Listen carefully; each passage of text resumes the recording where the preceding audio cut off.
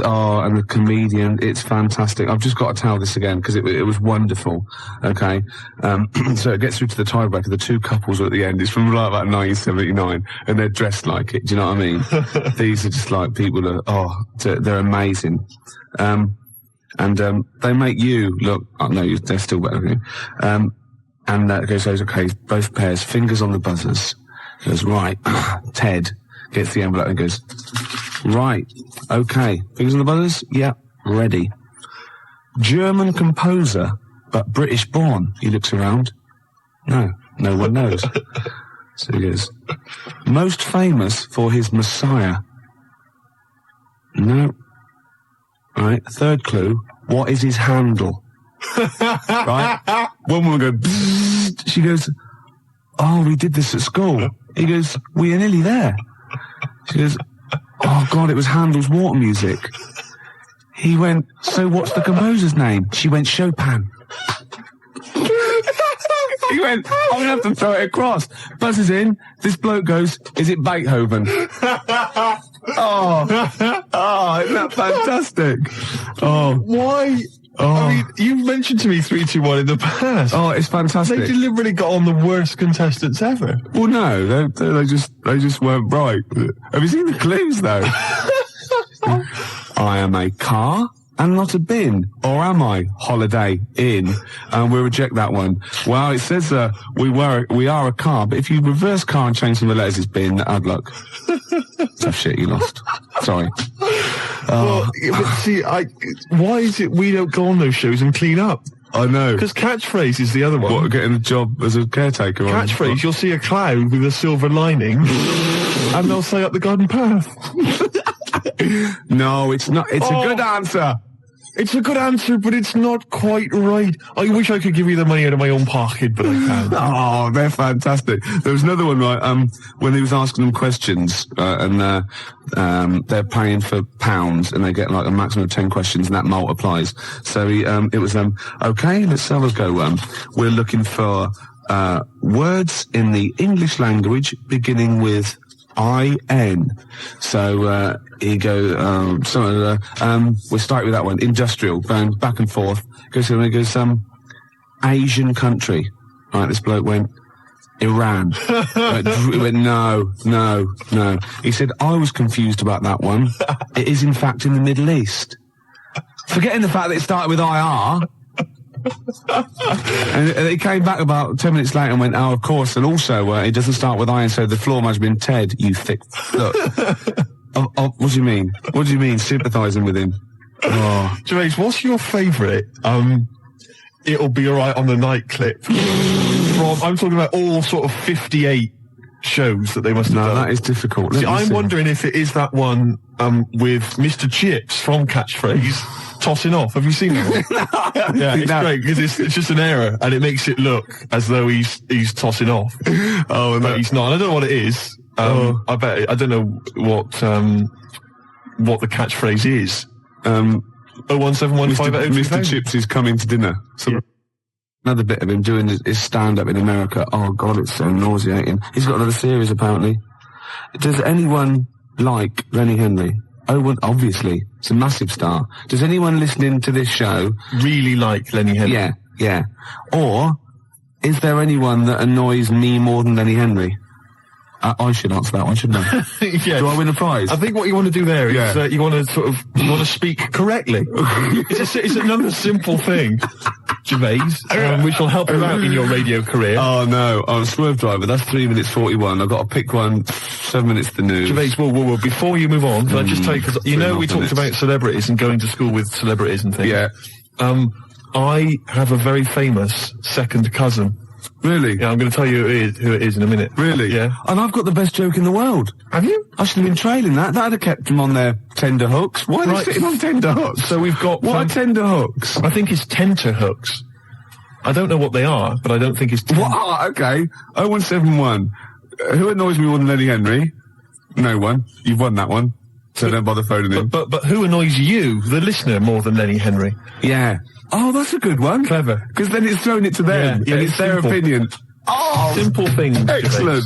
I noticed again you didn't bother to give the whole phone number. What did I say? You actually just said 0171. It used to be, as I recall, 0171580, which is about half of it, but no, just 0171 now. Oh. Gervais, you know, last week we started a competition where people had to send in photographs or pictures or anything. Oh, yeah. I would show them to you indiscriminately during the show and see if you would laugh. Yeah. Got the first one here. Yeah. From Michael in Crouch End. Yeah. All right. You liar, that wasn't it. Well, it could have been. You did that. I did that myself. But that's the idea. Yeah. That's the idea. Facts. Can I just say facts? Oh, God. Facts. I'll admit, I drew that one. Right. Wait a minute. And I could never, not only could I not tell them what that was, I could never explain it well enough. No, there's nothing you could do to explain that picture. No. Suffice to say, if you've got a picture that you think can make Gervais laugh, and we will hopefully give a prize to somebody somewhere during the show. It's specifics like that make this show. Sort of, you know what I mean? The vague promise that there might be a prize. Yeah. Anyway, if you have a picture that you think can make Gervais laugh, 0171 580. Shut up, I'm trying to give the number here. 0171 580. That's enough. 1234. That's the fax number. Yeah, exactly. How are they going to phone in a drawing? It's simple things, Gervais, that let you down. Next up. So I'm there with runny eyes. I'm tired. I'm a little bit drunk. I'm in a white tracksuit with shades on. I had turned into Jimmy Savile. You just become Jimmy. Yeah, and I saw all these kids looking at me thinking, oh, bless him. They're going, you all right? Oh, where's the toilet? He's done it. Nah. No, dear Jimmy, I am 4 years old and I have a terminal illness. Can you fix it for me to live a long and healthy life? Well, no, but we have arranged it for you to do a duet with Mr. Shaky Stevens. Hooray! Hooray! I feel sick. This old house, do it, you little I feel sick, mummy. It's the treatment. Anyway. What's behind the green door? A cure? No. No. He's for comas. He's not for terminal illness. He gets people out of comas, doesn't he, Shaky Stevens? Does he? He does. He apparently, loads of kids in the 80s, they're all on there, all these people going, oh yeah, and she was in a coma, and we played Shaking Stevens 24 hours a day, and I'd come out of it if someone bloke, turn up, shit off. You know what I mean? Who would you least like to visit you if you're in a coma? Oh, crumbs. Imagine it, right? You're in a coma, yeah? You're in a catatonic, you've got all your senses. You've got all your senses except sight. You can't do a thing, right? And you've got someone there to come and visit you. You're helpless. You can't move. Just sort of lying you on can't bed, say anything. Helpless. But you can feel the. I'll tell you, I wouldn't want to visit me. Jason Donovan. No, I wouldn't want Jason. But it's not. I don't like his voice. No.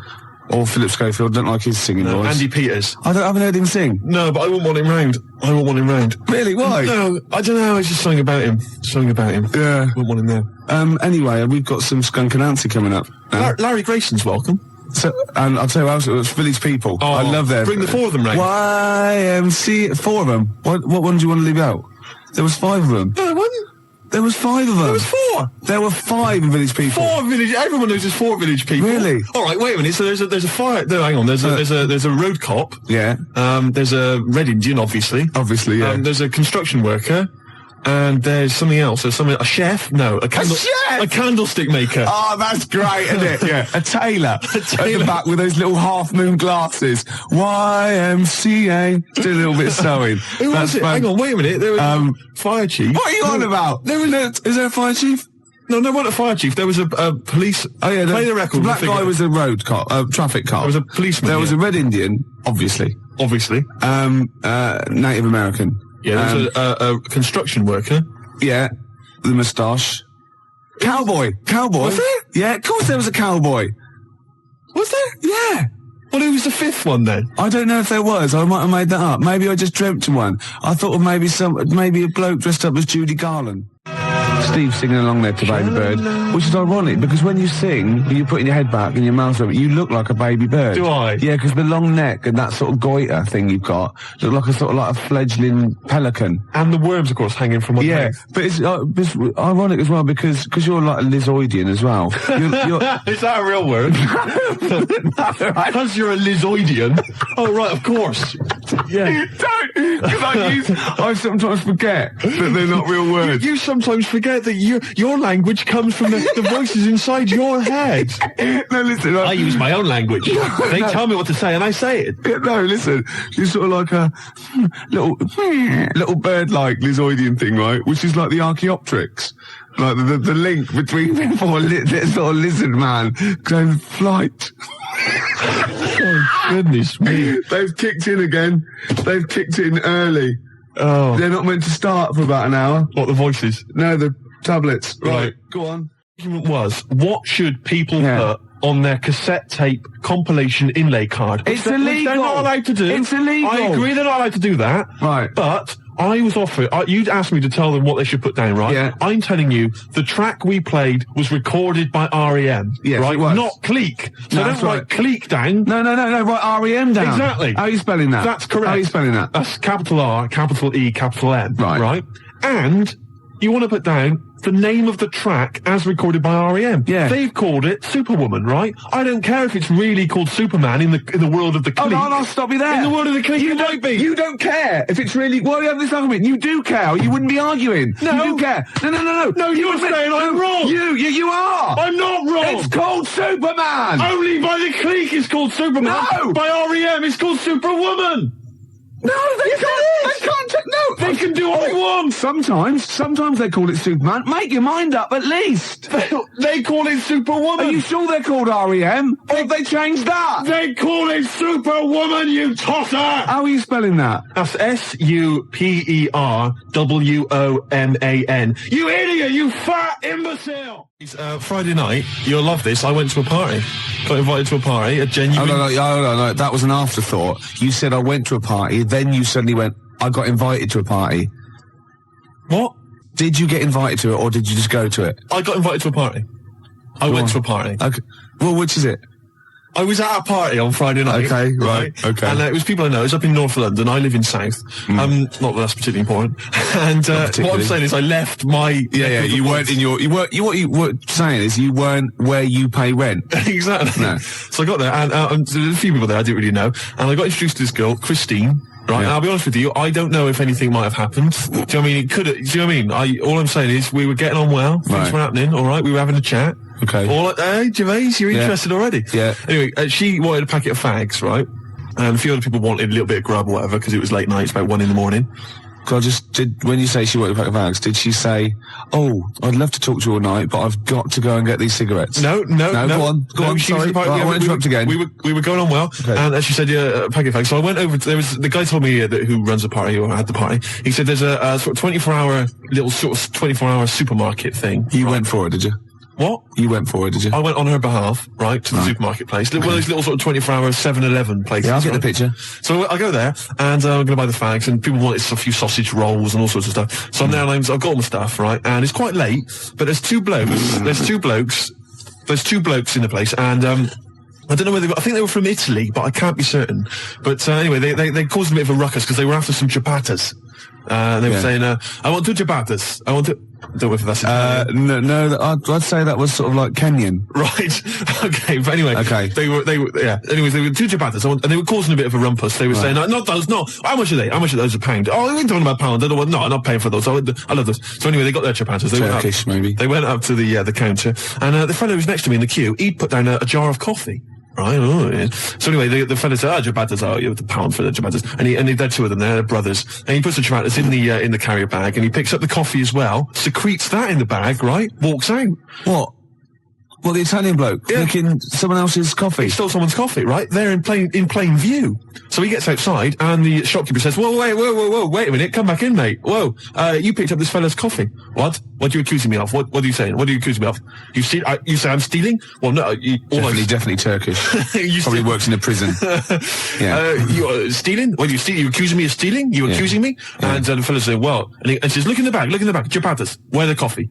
I'll be honest with you, he'd hidden it outside. He'd already got rid of it. it? It was Yeah. smooth, right? Yeah. So anyway, now he's getting a bit violent. No ciabattas. Oh yeah, I buy the ciabattas. They're not very nice ciabattas. I eat them. They're not nice. He's accused me of stealing coffee.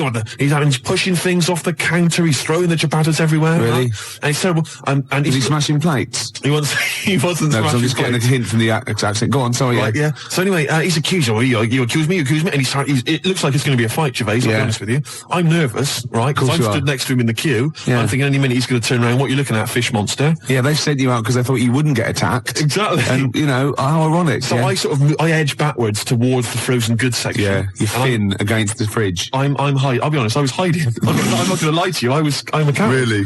So anyway, the Ciabatta brothers. they're causing a bit of a rumpus, and it's all going on. So they decided to call the police, the shopkeepers. Yeah. Right? Well, now the Ciabatta brothers are nervous, so they go, "No, it's all right. Don't keep the Ciabattas. We're not paying for them. I don't want my money back. It's all right." And so they move towards the door. But a little Probably fella, spent some time in Delhi as well. a Go little on. fella, he's barricaded the door. He's used some of the Really? display units. He's barricaded it, right? Fantastic. So the Ciabatta brothers are trying to get out, right? They can't because he's holding them off, right? They can't get out. They're caught. They're smashing the place up. Really just throwing things on the floor, right? And he's going to me, help me keep the door closed. He's from Italy as well. I think he was. Yeah, probably relate. Go on, yeah. He's saying, help me keep the door closed. I'm saying, well, I can't, the leg and everything. I can't help out. No, I can't. I just got to be over here. The dialysis machine, if I don't get back, the battery runs out, I've got to, yeah. So anyway, eventually the Ciabatta brothers, they actually knock the stuff over and they get out the door and they leg it off down the road. Yeah. And anyway, it's terrible commotion, the food and stuff everywhere. The shopkeeper's in tears. It's absolutely terrible. Yeah. And everybody left, right? And I said, can I just pay for my goods and these fags and go, please?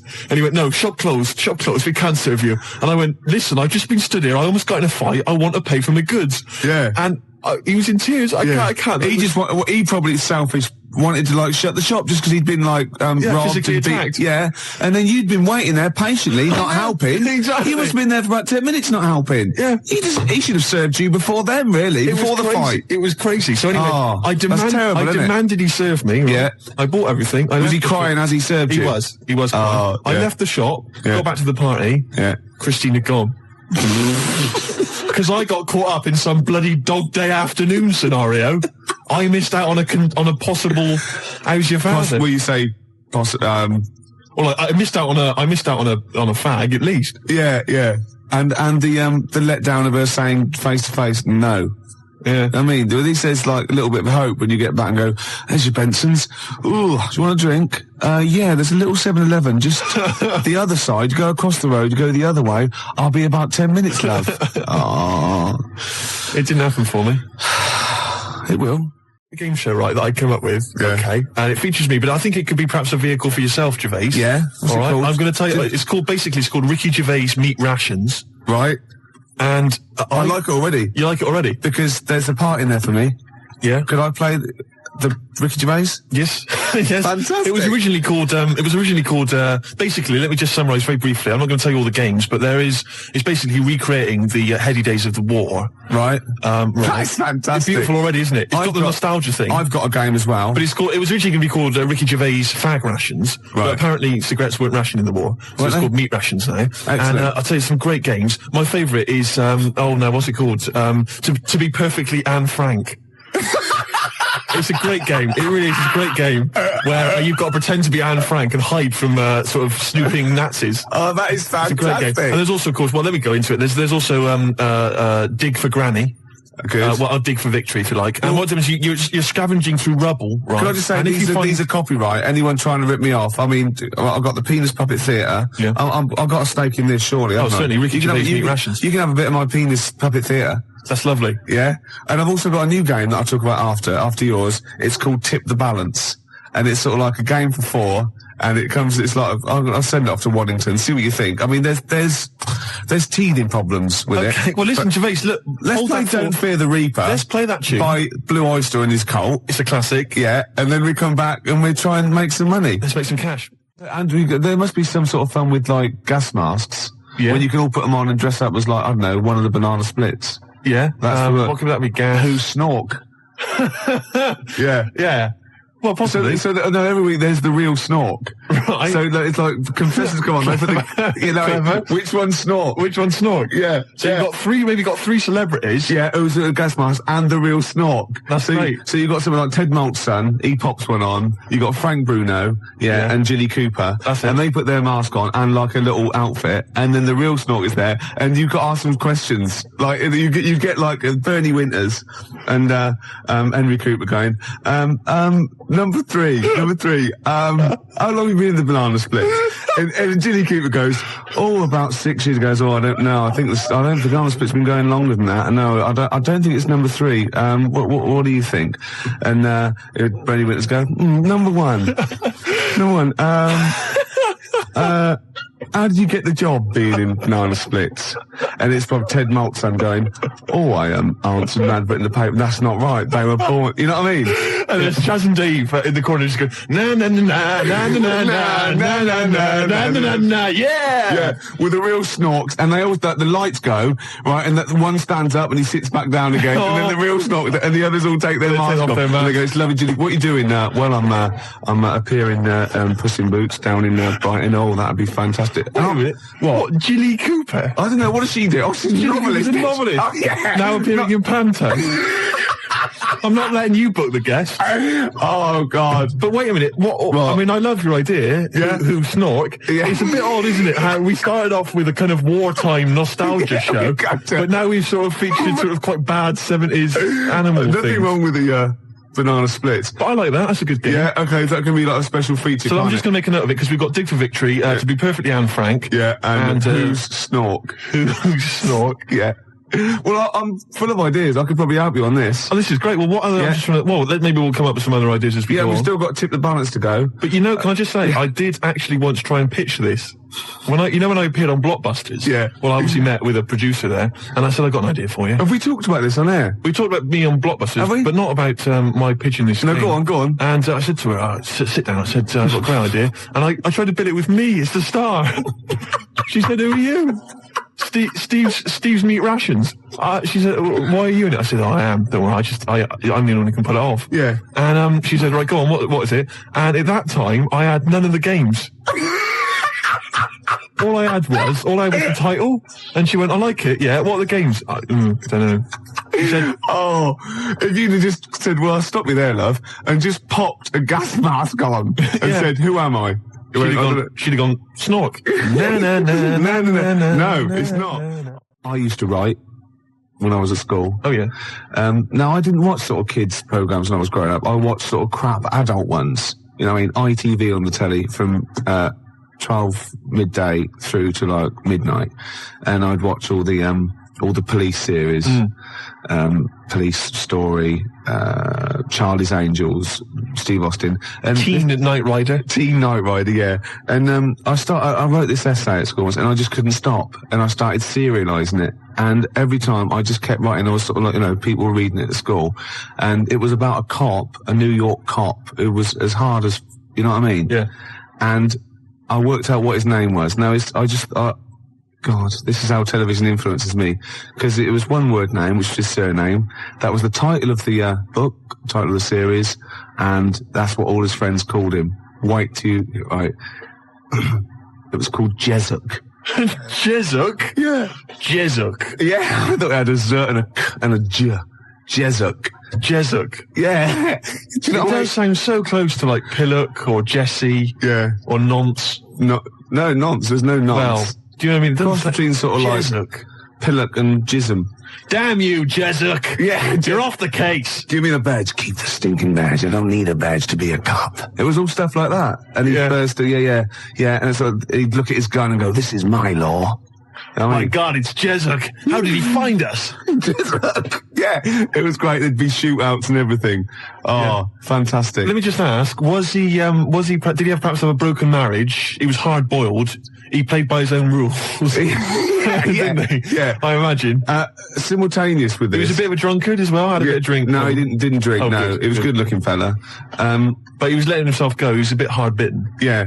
And the other thing I was sort of simultaneous, which was more of a novel. I wasn't serious. I was actually writing a novel, and I got like 3 exercise books, right?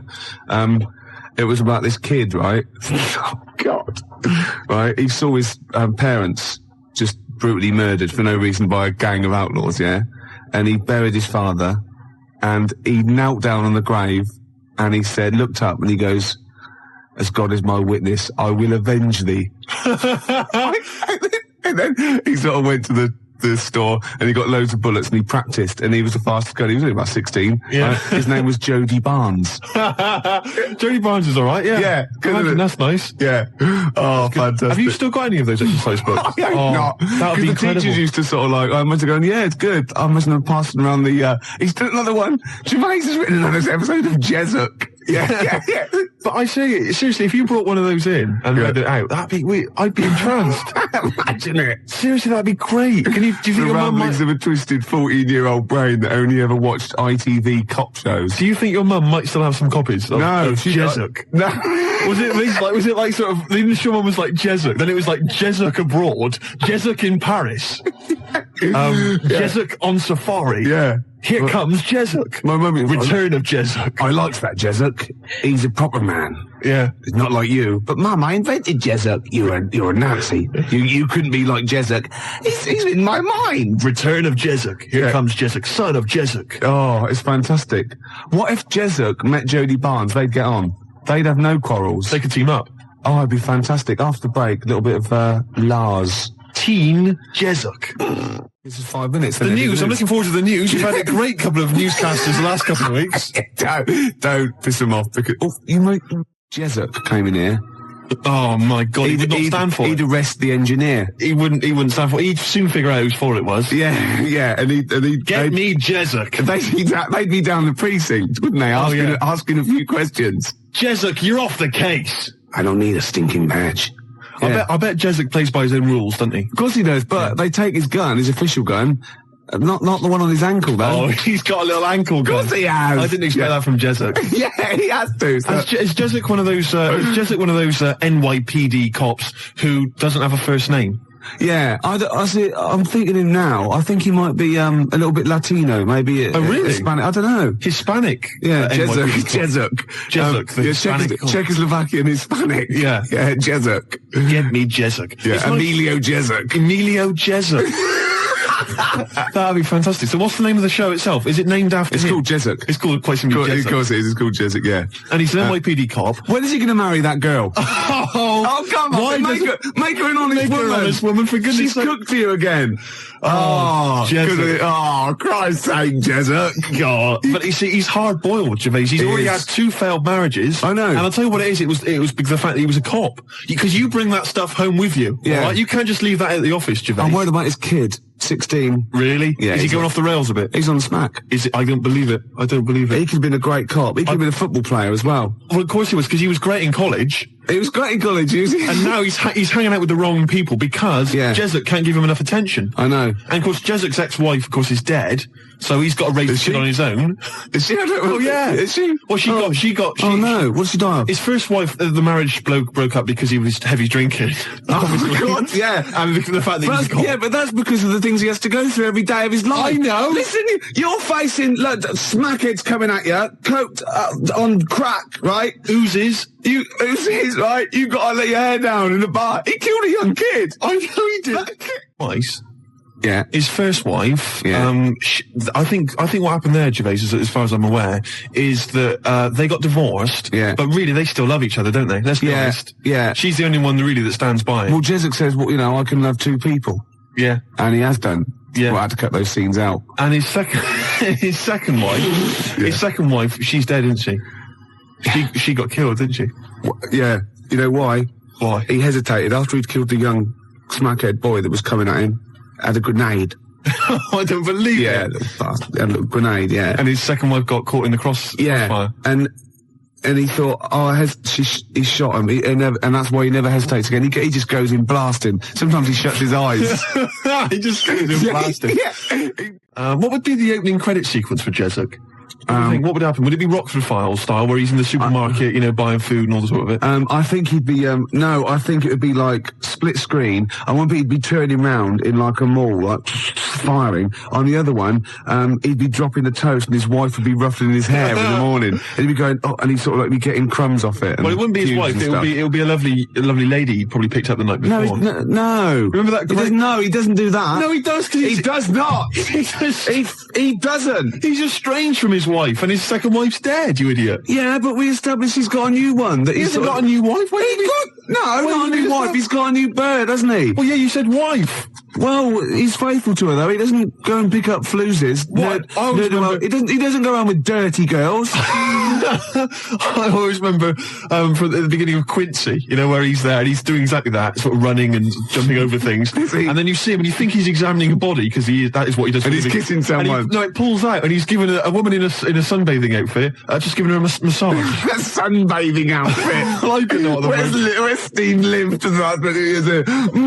I did see in yonder a sunbathing outfit for sure. There was flesh bits in the middle and the rest were polka dot. Boy, a sunbathing outfit. Sunbathing outfit. That's great. Birthday suit. There was a girl in the Altogether. The Altogether. Oh, God. Oh, that's fantastic. Yeah. What's wrong with that? I will pop this rubber thing on, and for sure, I am in a sexual intercourse outfit.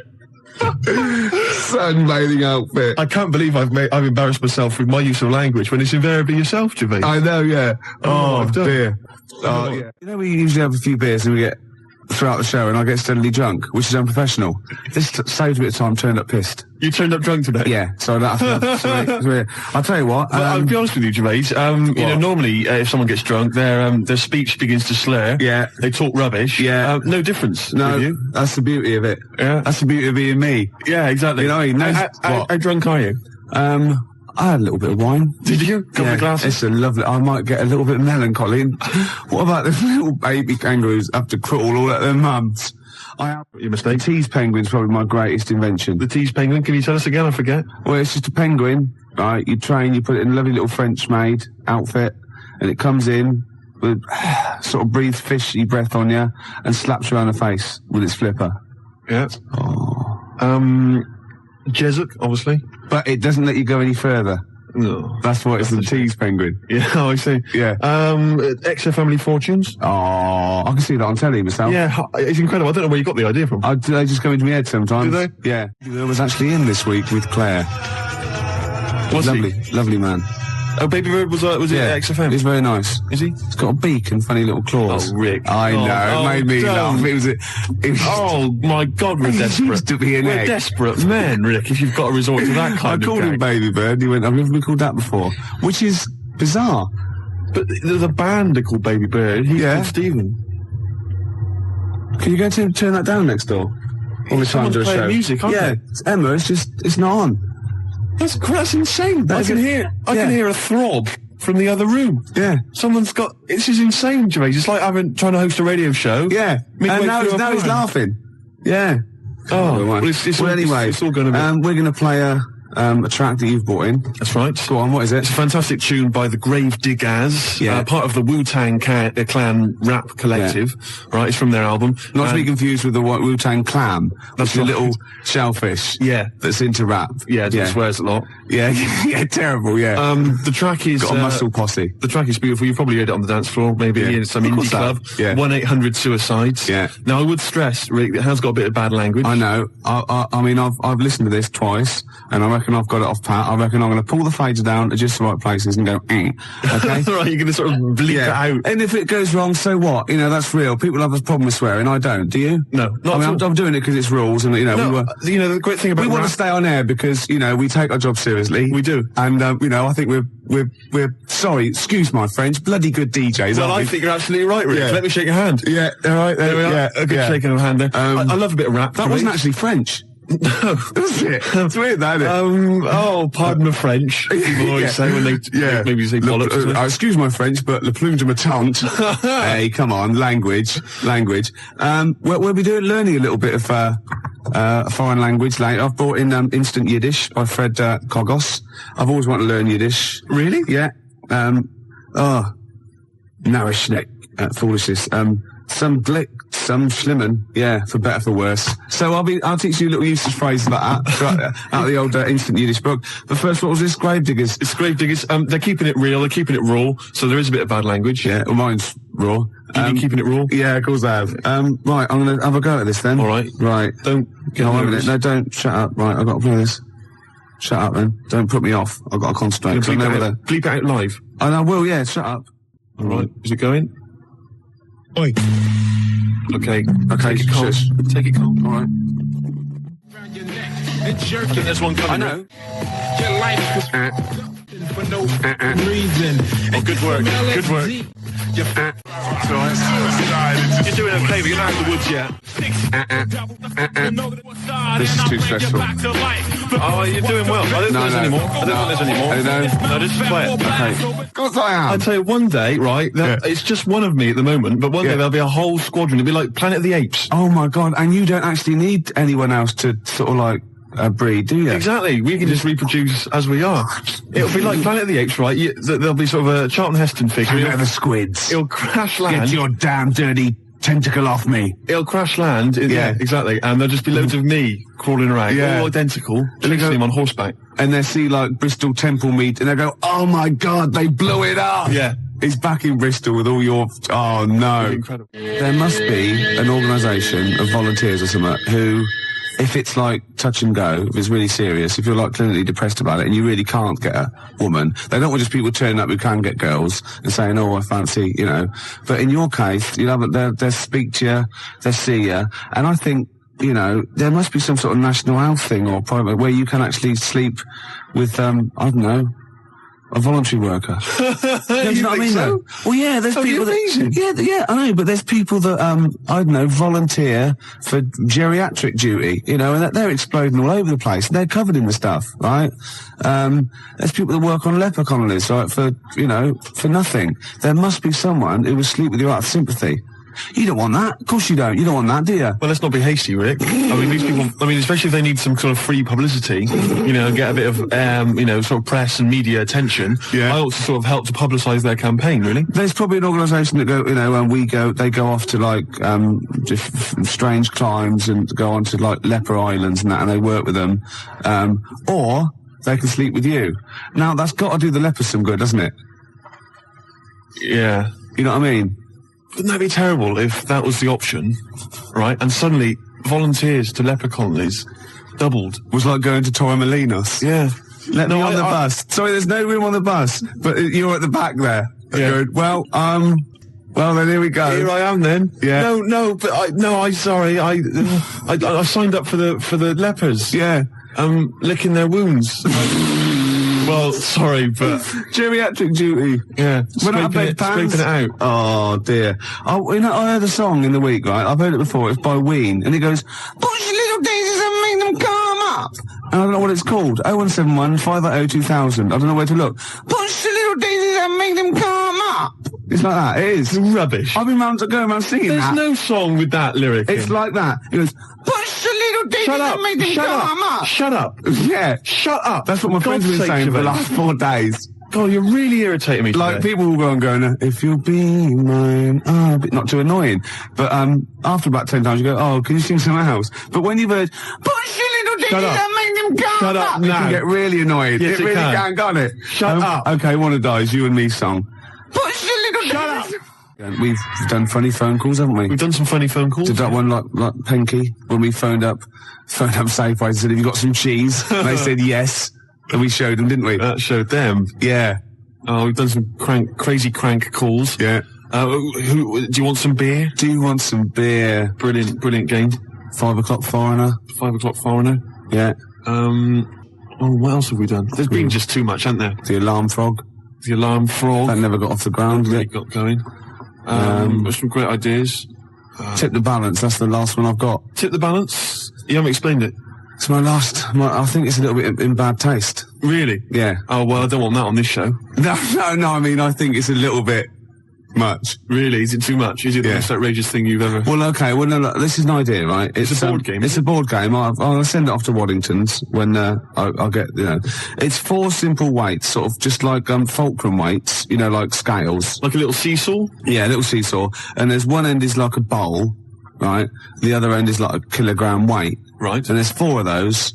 So 4 of you sit round, and you've got to quite simply tip the balance, right? So you've got to fill the bowl? Fill the bowl, yeah.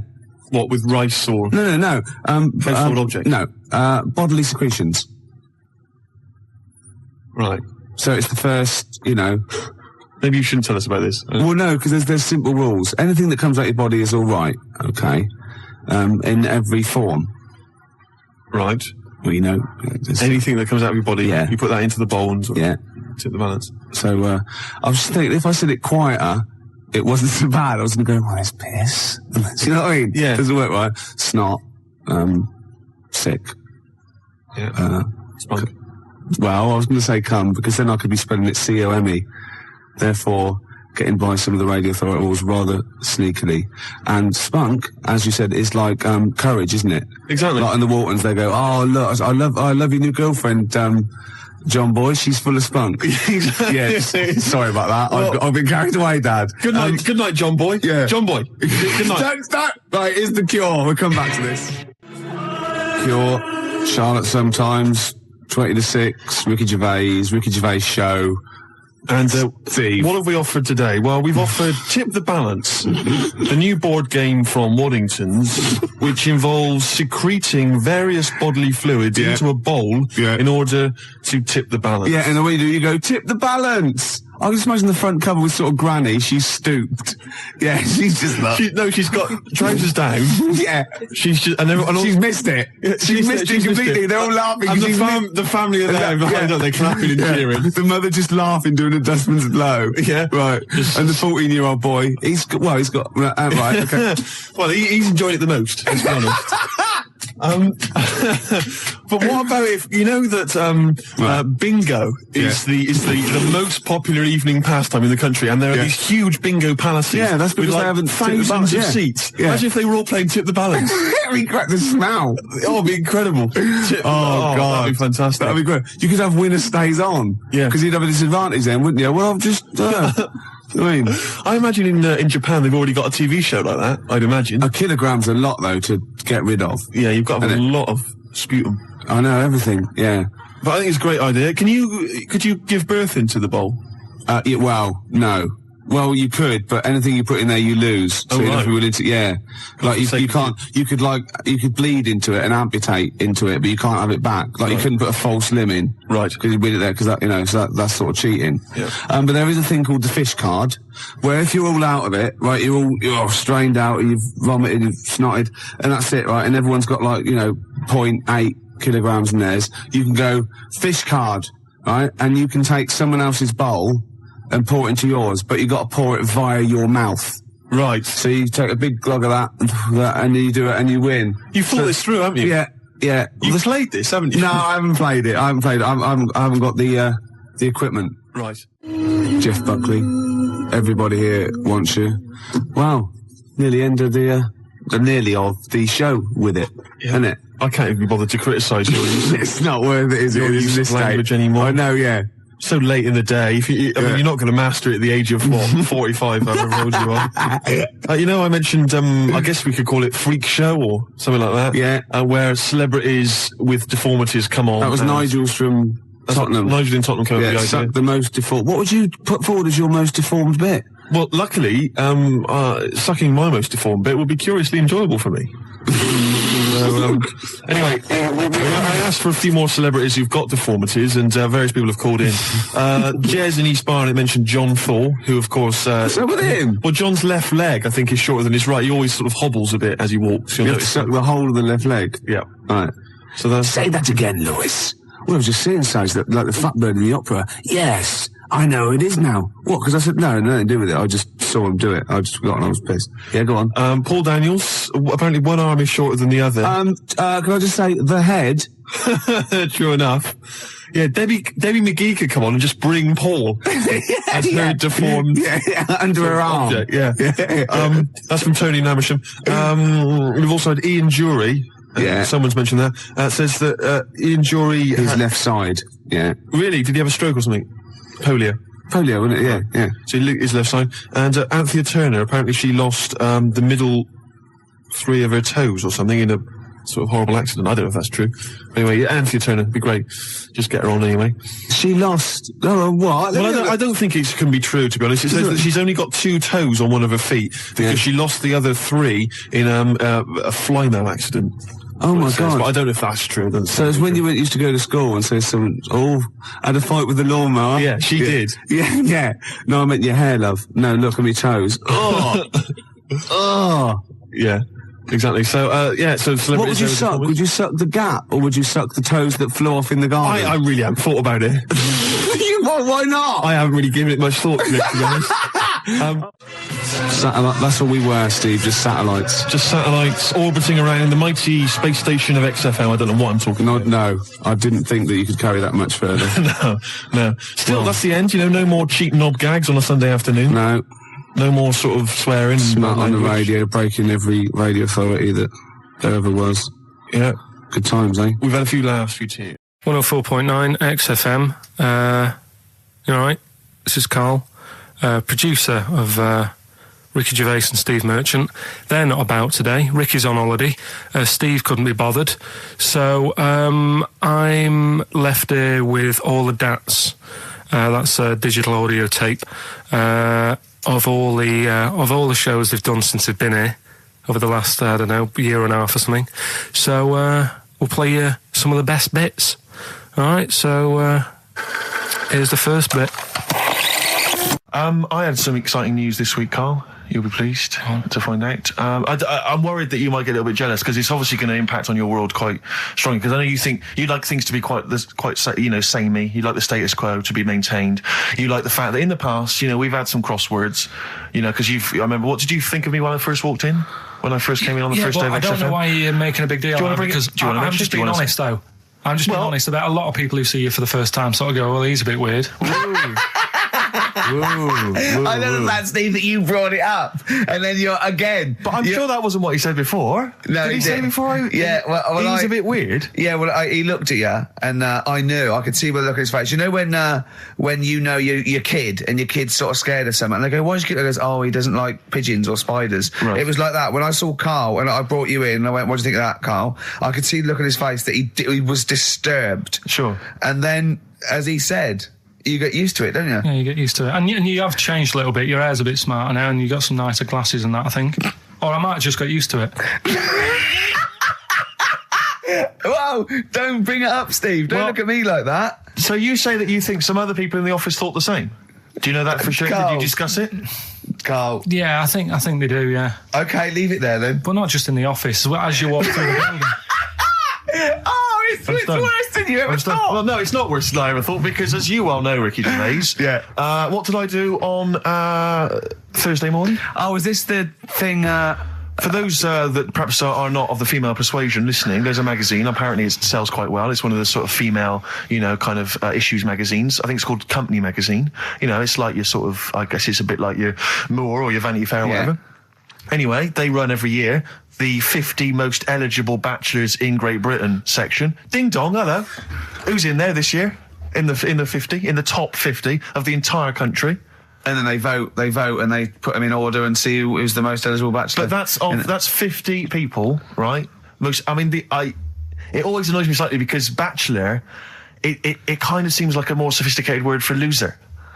Yeah, doesn't it? Which always sort of unnerves me slightly. And also they try and do a different 50 every year, so they're getting pretty desperate to get different ones. No. Because also a lot of people who are sort of like successful, are married, so there's very little to... No. There's a huge... I don't know if this is international. It could even be international. I'm not sure, actually. So I could be up there with the likes of Justin Timberlake, etc. So Fred Durst... Yeah, that sort of person, So anyway, this is what's exciting, right? Although I'm slightly frustrated because they were telling me that last year... All right, because what happens is the readers of the magazine, they vote for who they think is number one most eligible bachelor, right? Last year, the prize was a 2-week trip in the Bahamas, Okay? This year, I'm rather annoyed because all I'm going to win is a moped. That's the prize this year. That's the prize this year, a moped. Whoa, backtrack. What? Sorry? Last year was a 2-week trip to Bahamas, and this year Just a moped. All I'm going to get is a moped. All you're going to win is a moped. Yeah, You've got no chance.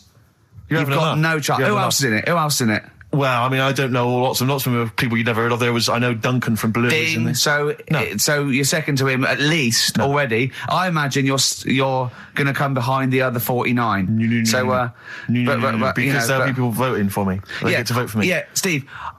They'll see my photo and then they can vote for me. Yeah, according to Heat, I was 22nd most sexy man in the world.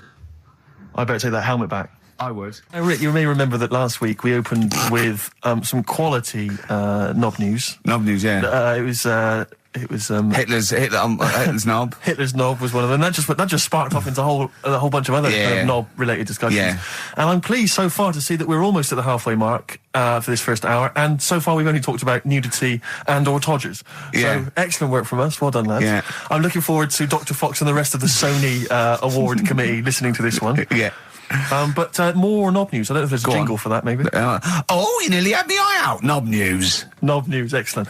This is an extraordinary story. A woman tried to sue her bosses for £210,000 after finding a cooked penis in a canteen stew. Hospital cleaner Sophie something, I can't pronounce that name, was eating goulash for lunch and could not cut one of the lumps of meat.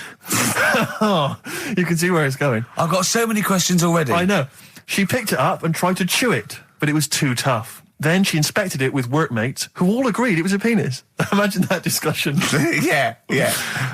Miss Matlata said she vomited for the rest of the day, instantly became a vegetarian, and had to have psychiatric help. It's not known whether the organ was from a human. The case continues. Well, it can be found out, so that's one thing. Obviously, the doctors aren't confused. They're not going, I don't know, I've never seen one like it. Yeah. Also, why is she eating goulash? I know. I mean, that is my first question. Why... Yeah. You got lunch. What do you want? I fancy some goulash. Yeah. Some gooly lash. Gooly lash, Thanks very much it. Indeed. Lancashire cockpot. It's on the menu. Brilliant. Only £5.50. Wangers and mash. I'd love some wangers and mash, please. Cock o' van. Cock o' van. It's already done for you. There's wangers and mash, cock o' van, Lancashire cockpot. That's just off the top of our brains. Yeah. So if you've got any of your own, keep them to yourself. We're not interested. What do you make of that knob news? And it's in a hospital. Yes, it was a hospital cleaner. You're right. Oh, cleaner. God. I know how your mind's thinking already. There's been a mix-up. There's been a mix-up. What kind of mix-up? I love that. Some bloke's gone in. Some lesbian's gone in, wanting a sex change. She's got a carrot for a cock. Stewing steak. Stewing steak. Oh, that would be great. So on then, do a film review, quickly. Right. Well, today on film review, we're doing classic films, and today we're looking at Elephant Man, John Merrick, one of his better pieces of work. It's a sad film. I've never really been able to watch it all the way through. Sorry, John Merrick's better piece of work was him being the Elephant Man, played by John Hurt. Yeah. Go on then. Sad film. When I was younger. Tell us a bit about it. What is it about? Who's John Merrick? It's about a fella who's got a funny head. Right, tell us this. And, he lives in, I think he lives in London, in like about the 1930s or something like that. And he's being picked on all the time and stuff. And first time you watch it, you'll probably cry a bit. And then the second time you watch it, you're just sort of thinking, God, that would be bad. Sort of having a head like that being picked on all the time. Then the third time you watch it, you might think, how does he get his jumper on? Then, I don't know, I'm probably bored of it the fourth time. but it's well worth watching, so Elephant Man. Brilliant. Yeah, see it. Brilliant. I think if you want to get on TV, Carl, you'd be better as the subject of maybe like an omnibus documentary. Living with Carl. XFM 104.9, Ricky Gervais, Steve Merchant, Karl Pilkington. Tell us about this monkey, Carl. You're going to love this one, Steve, right? So last week we were talking about how, like, a lad left his family because there was problems at home and that. He went and lived in the wood, he got airy. Right? No. Leave it there, Rick. We haven't got time to go into Right, it. so... That's what happened. And that's what happened. He lived with the monkeys. He went airy. That's what happened. Looked into some other stuff about, like, airy kids and all that. Yeah. Came across this story about a bloke, right, who worked in a zoo. Oh, dear. Right? So... Trouble's brewing. Loving his job and that, but it's quite a lonely sort of job because you don't see many people. You're just dealing with animals all the time, right? So anyway, he gets a bit pally with a monkey because it's the closest thing to a human. Well, that ape is. Right. Yeah, but you can't really go that close to apes. They're dangerous. What do you mean? What type was it? Do you Just mean let him tell the story. Was it a chimpanzee? I reckon it was a chimp, yeah. Yeah, it was You a don't chimp. even know, so it was it's a an chimp. ape. It was a Okay. chimp. Yeah, but it doesn't matter, does So it? he It's the gets story. pally with him. Right, so he gets pally with Well, him. did they go on and holiday together? Well, no, I mean, it starts On the off pool together. just checking each other out and, probably sharing lunch and that together. Yeah. Right? Anyway, this goes on for a while. They're getting on well on that. And then after a while, right, the monkey starts sort of imitating him a bit more and sort of walking upright. Oh, God. Yeah. Right? So he thinks, that's a bit weird. Anyway, they get on really better and what have you. So he thinks he could live at home with me, because we're getting on a storm. Yeah. Right? So he takes him home, and before Is this the beginning of Beneath the Planet of the Apes? I think it is. I think you've seen this on video. I'm worried, because he's already imitating him and they're moving in together. I'm thinking it's maybe a bit like Single White Female. Single White Zookeeper. Oh, brilliant. Right, so anyway, so he's moving in and it's getting used to sort of the normal human life. He's having a cup of tea in the morning. Yeah, PG tips. He finishes the day off with Oh, dear. Finishes the day off with what? He with doesn't have to move a piano at one point, does he? Finishes the day off with a little brandy. Yeah. What, he pours himself one. Is he wearing a smoking jacket? Yeah, I'll tell you what, Carl. You're a maniac, mate. No, this is why it attracted me. It's amazing, right? So he's having his brandy and that, loving his life. Next thing you know, he sort of, I don't know if he loses it or he gets shaved, but the top half of his body is hairless. Right? Apart from his head. Right, so he's got a nice... So it's the opposite of the kid. Well, yeah, this is what I'm saying. that would happen. Right. Well, hang on, but so you don't know if he was shaved or if it's How did it say? Then the hairless... What? I'll bring it in for you, the story, and then you can see if I've gone wrong. Keep going. So anyway, so this is going on, and he's having a great life. Then the zookeeper starts getting a bit annoyed because he's having a better life than the zookeeper. The zookeeper's in the zoo. This is such So the zookeeper's still got to do a day's work. The monkey's at home, he's partying, well, he's it got gets his to other a point when he says there's no point you coming in to the zoo because the whole reason of you being there was because you're being kept there. Right. And he didn't want to bring the memories back, so he said, you stay at home. So you're talking such... Just let him finish. God, I don't know if I can sit here and listen to this drivel. I'm fascinated. It's nearly over anyway, right? It sounds extraordinary, Carl. So he's walking up right, he's having a tea in the morning, finishing the day off with brandy. Gets a bit out of hand, only tries it on with the zookeeper's wife.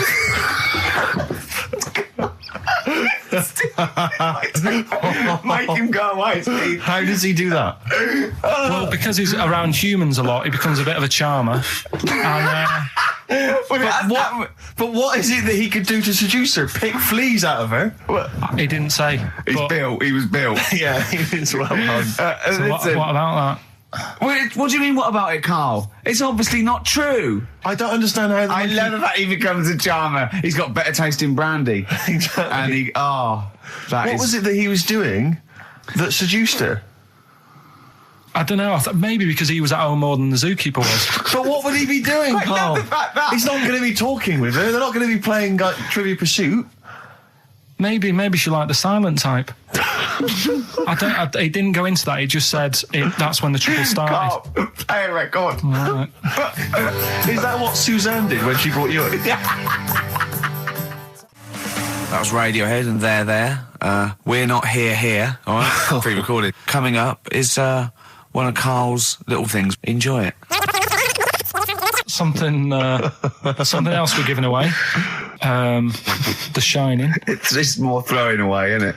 Once again, Is it on video? Once again, it's on VHS. Just because you buy it out of your own money, Carl, stop being so mean. And I want to watch it tonight because it's one of those films that...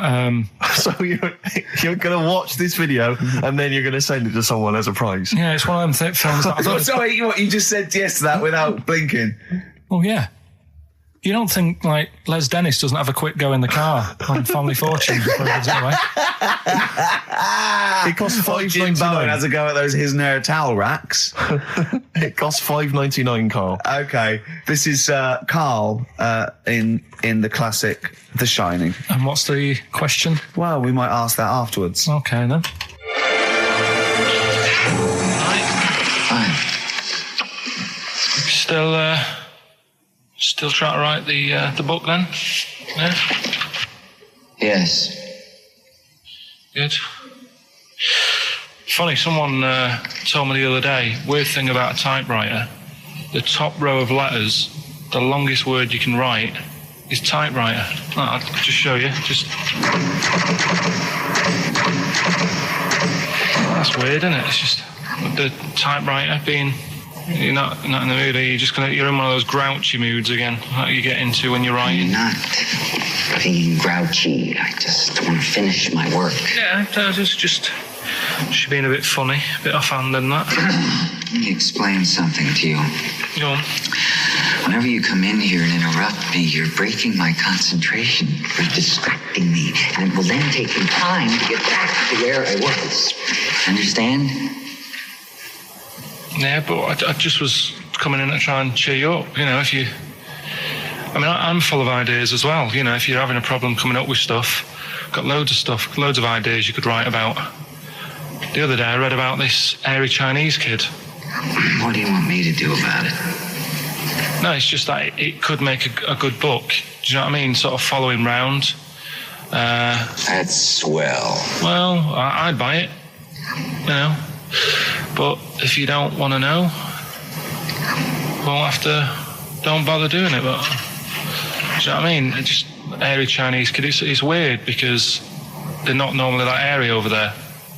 Yeah, this kid caked in it. But if you don't care, I wouldn't touch one hair on his goddamn little head. You don't have to touch any hair on his head. Like I say, he's covered. Leave the head alone if you want. Touch his hands. He's totally covered in it. But I love the little son of a bitch. Well, don't go that far. You haven't met him, but I can sort it out. I'd do anything for him. I don't think you'd expect that much. Just take him to the barbers 3 or 4 times a week. You know, he's a good little kid. In fact, I'll do it. I think I'll write a book on him. Yeah? Do you think you can handle that?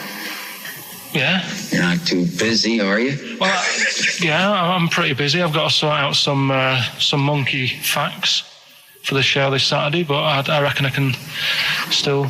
Why don't you start right now and get out of here? All right. I will. If you're going to be like that. Couldn't borrow a pen, could I? See you later.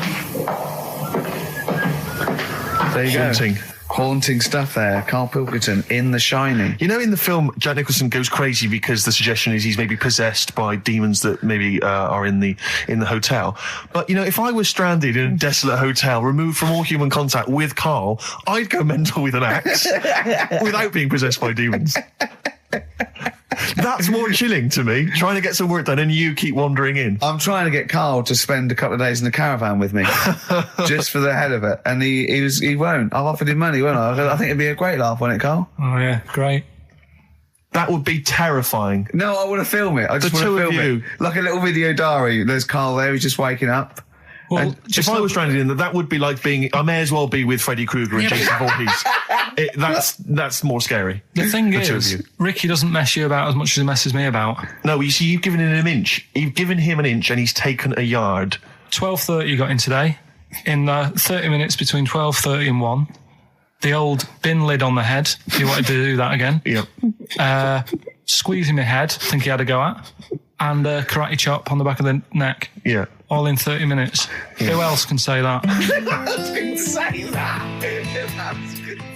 Anyway, Karl, look, you almost let it slip then as you were talking about your filling out that application form. There's some big news that everyone needs to know, which we were stunned by in the week, although the more we sort of talk to you, the more it starts to fall into place. Yeah. But Karl, what's the story? That I haven't got me exam results from the GCSEs. He never turned up to get his exam I results. was working. And so, how many did you take in the end? Because you weren't even sure about that, were you? You think you took maths and English, don't you? Yeah. And You think you've handed in the artwork for art? Don't Now, art was continual assessment, wasn't it? Coursework. And what was that you made? I made a man sort of putting his arms into a car. You've made a model of a man putting his arms into a car. What was this? So Sort of that like- one's passed. Was We that, can is take that this is a aside. homage to break-ins in Manchester? Was this? What was this? Oh look, he does what he sees. Yeah. So you've what's got it- that. That's safe. You definitely got that one. So you've taken art, you've taken English and maths, you think? So this is what we're going to do, listeners. We're going to try and find out his exam results for him and tell him next week. Live on air. We're going to call his school, we're going to try and track him down, and we are going to have a little envelope, and we are going to give Karl, at the age of 29, his O-level results. GCSEs, yeah. Now, Karl, so you took maths. Yeah. You think you took English. Do you remember turning up to do those? Do you remember sitting in the room filling in the forms? Yeah. Okay. And how did you feel you did? I don't think I did well. You don't think you did well? Did you revise? No. Why didn't you revise? Because I don't really believe in it. Okay. Well, it's just that if you don't know it, then you don't know it. You shouldn't have to start looking at a book. If I went to like the hospital, Yeah. and the doctor said, "Oh, you need your appendix out," but hang on a minute, I've just got to read up on it. Yeah. That isn't good enough. Okay. He should know, and that's the way I feel about it. To be fair, though, He did do the revision beforehand. yeah, they don't usually pass on, maybe when they're in practice. Yeah, 7 information they years down took the in line. by osmosis. Yeah, yeah, and bloke comes in and goes, "Can I just see what you did with that?" And I goes, "You've passed." Yeah. Phew, that's a good one. Yeah. Good job I watched Casualty. You don't talk to anyone, do you, in the week? You just hide in your little sound booth thing, and you really don't talk to anyone, do you? Much? Not really. No. I mean, you might call up. Yeah. But no, I keep myself to myself. Yeah. Then you don't get bogged down in the office politics and stuff. Yeah. Is there a lot of office politics here? I don't know. I don't get involved in it. Oh, yeah. Proved your point. So when we're away and we're out of action, who, other than Suzanne, who will you talk to of the day? How will you get a sort of feedback from the world? How will you get sort of input and... I always, if ever I've got a question on anything, the internet's sat there and I can just go online and find out. The internet is good. It's brilliant. But it's not all verified. It's not all necessarily factually accurate. Anyone can put things onto the internet. It's it's freaks and things that put on things like... Here's one that I read in a week, right? Go on. About this woman. Yeah. She was a bit of a punk. And to get her hair done like she wanted it. Super glue. Right, no. She got lard. Apparently it's a popular thing, you might know. Put lard on your head. Yeah. And you put it in the oven. Now, apparently the heat that you get from the oven is different from the sort of heat you get from an hairdryer. Right? And she had to do that to get the style that she wanted. But anyway, she comes into money or whatever, treats herself to a microwave. Right? It's not true. Opens the door, jams the things, like the little catch. So the microwave works. She jams it with a screwdriver or a knife or something. Yeah. Puts the microwave on, sticks her head in, boils her brain. Don't be ridiculous. Right? Well, why is that ridiculous? Boils her brain. She boiled her brain. She boiled her brain. And this is what's good about the internet. I went straight from that, and there was a subject about brains. And do you know that Russell Crowe, when he dies, he's given his brain to charity or something, some sort of some people who can do stuff with it. She gave hers to Pot Noodle. Vesta. Yeah. Oh, That's the boiling sort of a stuff. skull. Yeah. That's not true. It's not true, Karl. Just urban myths. Someone made it up. Yeah. For a laugh. They're just too convenient urban myths. Everyone's you can tell an urban myth's not true because it's always this happened to a mate of mine, and when you say what happened then, they go, don't know, that was it. Was it? Was that it? Was it? Someone boiled a brain and that was it. There was no more story. Well, Were there any dates, locations, times? I think it was in Belgium. That is a blinding record. And before that, Rick, what do you make of those adverts? They were great, weren't they? I like them, yeah. I'm going to buy all them products on the way home. And that's endorsed by Ricky Gervais. He's won awards. Yeah. Rick, do you remember this? This was a hilarious moment. No, you'll remember this when you hear it. It was when Karl said something that was basic. Well, I think for a lot of people it sounded like a lot of old bollocks. Man grows penis on his arm. I mean, why people are constantly losing their penises around the world? I have no idea. But why? I didn't realise it was a bit... What do you mean why on the arm? It's just a graft, isn't it? Yeah, Yeah, but put it on like your buttock or your side. You can't wear a short sleeve shirt. Why do they've done that before? I don't understand it. Why not just graph it onto the side of your leg or something where it's high up, close to where it should be? I don't know, to get it used to the environment. Like when you were like released a duck into the wild. I've never understood that. If there's a doctor, again, we had a doctor last time, there's someone who can let us know why they put it on the arm. So they can keep an eye on it, presumably. He's not going to work with this knob on his arm. He's probably in a hospital bed and under examination. Right. So what do you think? They pop the knob on the arm, say, come back in 3 weeks. What do you do, by the way? I'm a mechanic. Keep the long sleeve shirt, because the blokes go, why have you got a knob on your arm, mate? What are you talking about? He doesn't go back to normal as a teacher. Sir, what is it? What is it, Simpkins? You got a knob on your arm. No, don't worry about that. Do your maths. What do you think this bloke's walking around with a big knob coming out of his arm? Why on the arm? So they can keep an eye on it. So it's not... But if he's in bed, just get him to not put any undies on or whatever and just have a little sly look at how it's going.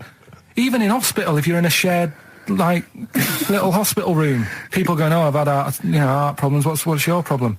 He's there with his arm out. He's got his knob out! Yeah, but I don't think it counts as indecent exposure when they're grafting a knob on your arm, sticking that up the bed. Imagine if he's driving, he's just got it out the window. People driving by. Yeah. The fact that at the end is that bloke giving me the finger?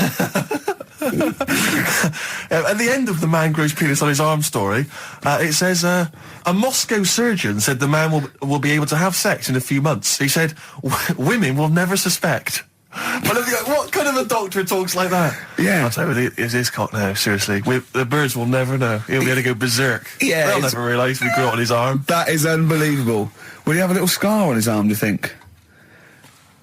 Yeah, I don't get it. Like I say, 83936 if there's a doctor out there. Or indeed if you've ever grown... Or a tailor. Making you a shirt. What side do you wear your cock on, sir? On my left arm. So let's take us back a few steps, Carl. What's the story? Right, so I did some research. Right. Let's just recap again. There was a guy you read about who had his head chopped off. He was guillotined. Yeah. He had said to the people around him, I am going to blink once I've had my head cut off to show the brain that life can still... Or the brain can continue to work after death. Okay, so we queried that. So you weren't having any of it? Well, no, possibly for a few seconds till the oxygen stops being fed to the cells because the blood has drained away. But, nothing spectacular. So right, go on. Well, along the similar sort of lines, right? This is quite a few years ago. This fella sort of upset the royal family doing something, right? So they said that this isn't good. It wasn't Ben Alton at that Jubilee thing, was it? I can't remember what it was. And they said, right, that was terrible. We're gonna cut your head off. You gotta show people like you can't be doing what you've been doing. What was this? The 1970s?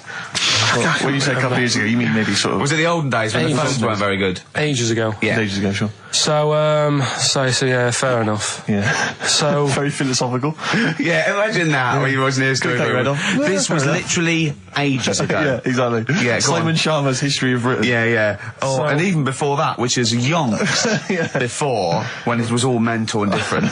Sorry, Carl, go on. So he's having his head cut off, and he's resigned to it. It's the day before. He's kind of got it into his head now that I'm not going to have my head much longer. Sure. So he said, let's make use of this. Yeah.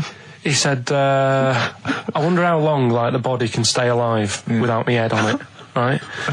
So they were like, I don't know. So who were? So the jailers? Whoever he was asking. These jailers with one eye. Yeah. Get out, pal. So he said, no, wait a minute, I've got an interesting scientific experiment, jailer. Well, fair enough. What is it? So he said, what I want to do, right? He said, surely it's my last right. I'm going to be dead tomorrow. Sure. So let's do a test. He didn't draw it out this long, did he? Yeah. He said, let's test this out. He said, do us a favour. He said, it's my last day. What I want you to do is, you're going to cut my head off. Let's put a white line on the floor. Right. And see if, because there's no point asking how far he can sort of walk without an head if there isn't a line, because you don't know what to count. Do you know what I mean? If he loses his head and he's running around all over the place, you can't really count That's that. not impressive enough, yeah. So they said, let's make a white line. Sure. Yeah. Who said this? He did or they did? I think they started to join in with him and saying, well, let's make this a... Sure. You get it, go on. So, they got Norris McWhirter down.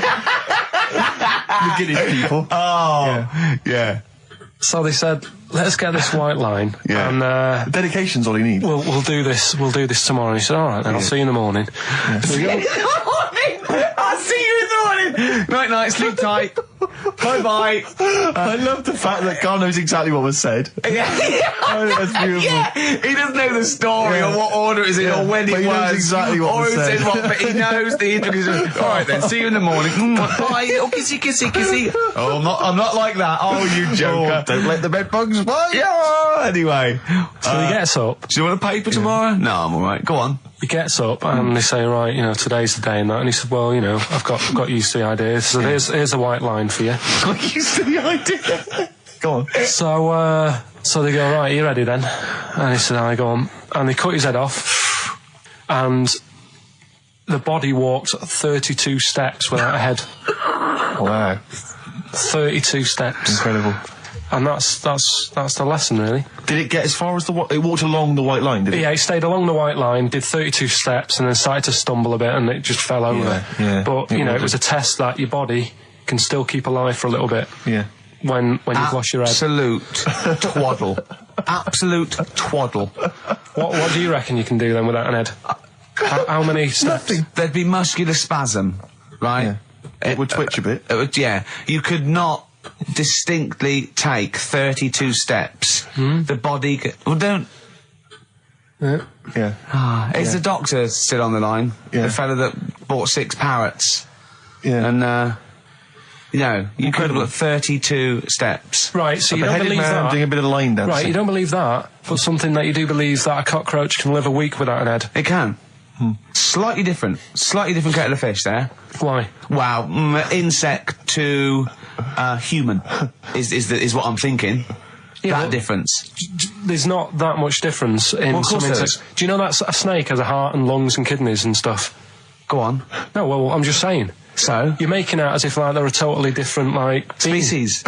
I am making that up. I mean, call me old-fashioned. Do you know what you're talking about? I don't want you embarrassing yourself, Rick. Yeah, I am suggesting they're totally different beings. Yeah, that is. Yeah. Now, Carl, the cockroach is a very different thing. The interesting there is that it lives without its head, because a lot of it's on. There's some of them are phototropic, chemotropic. Some of them just literally have irritation and muscle memory. I mean, they do have a central nervous system, but it's very different. So if you lose the head, it bypasses a lot of that anyway. All this is running around. The reason it dies is because it can't take on water.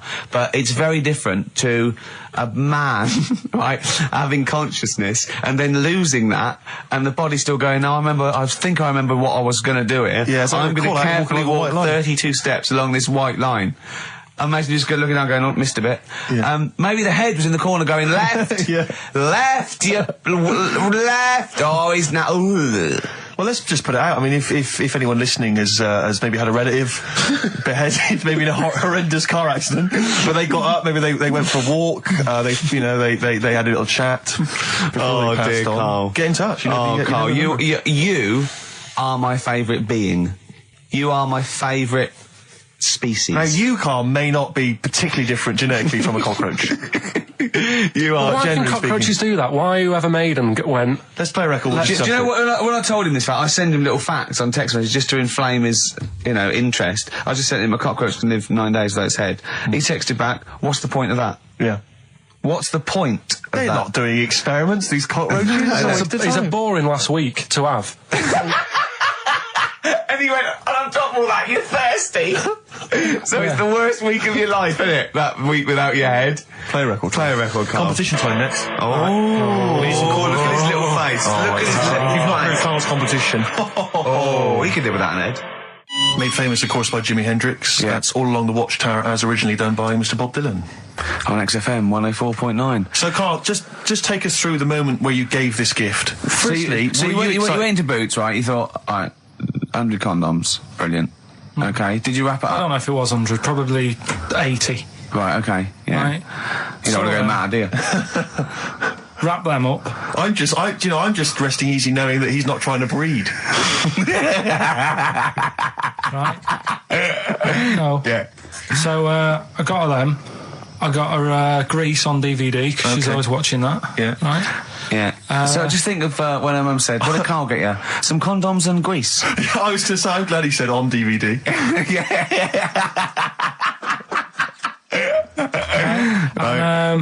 She was surprised anyway, right? Because yeah, I bet she was. no, when she got she was thinking like jewellery. no, right? That showed her.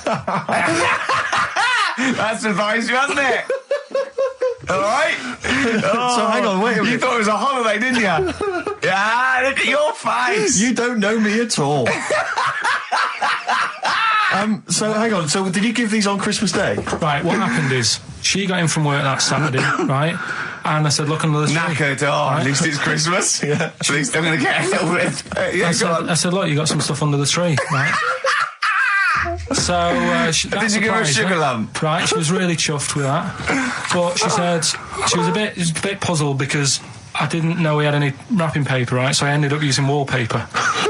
You didn't take it off the wall though. You had some. No, it was some left over, right? So she said, "Why have you used wallpaper?" I said, "Well, I didn't have any paper, and you were getting in a bit, and I wanted you to have a surprise." So she said, "Can I have a feel of them?" I said, "Yeah." Presents. You thought, right, I've got the right thing. Yeah. Right. And then Christmas Day, I said, "No, don't get carried away. It's nothing really good. You know, we said we weren't going to buy each other much. So there you go, open them." Yeah, go on. And Can I just ask, had you received your present from her yet? yeah. So what had you received? What did he have? Had some shoes, Nice. right?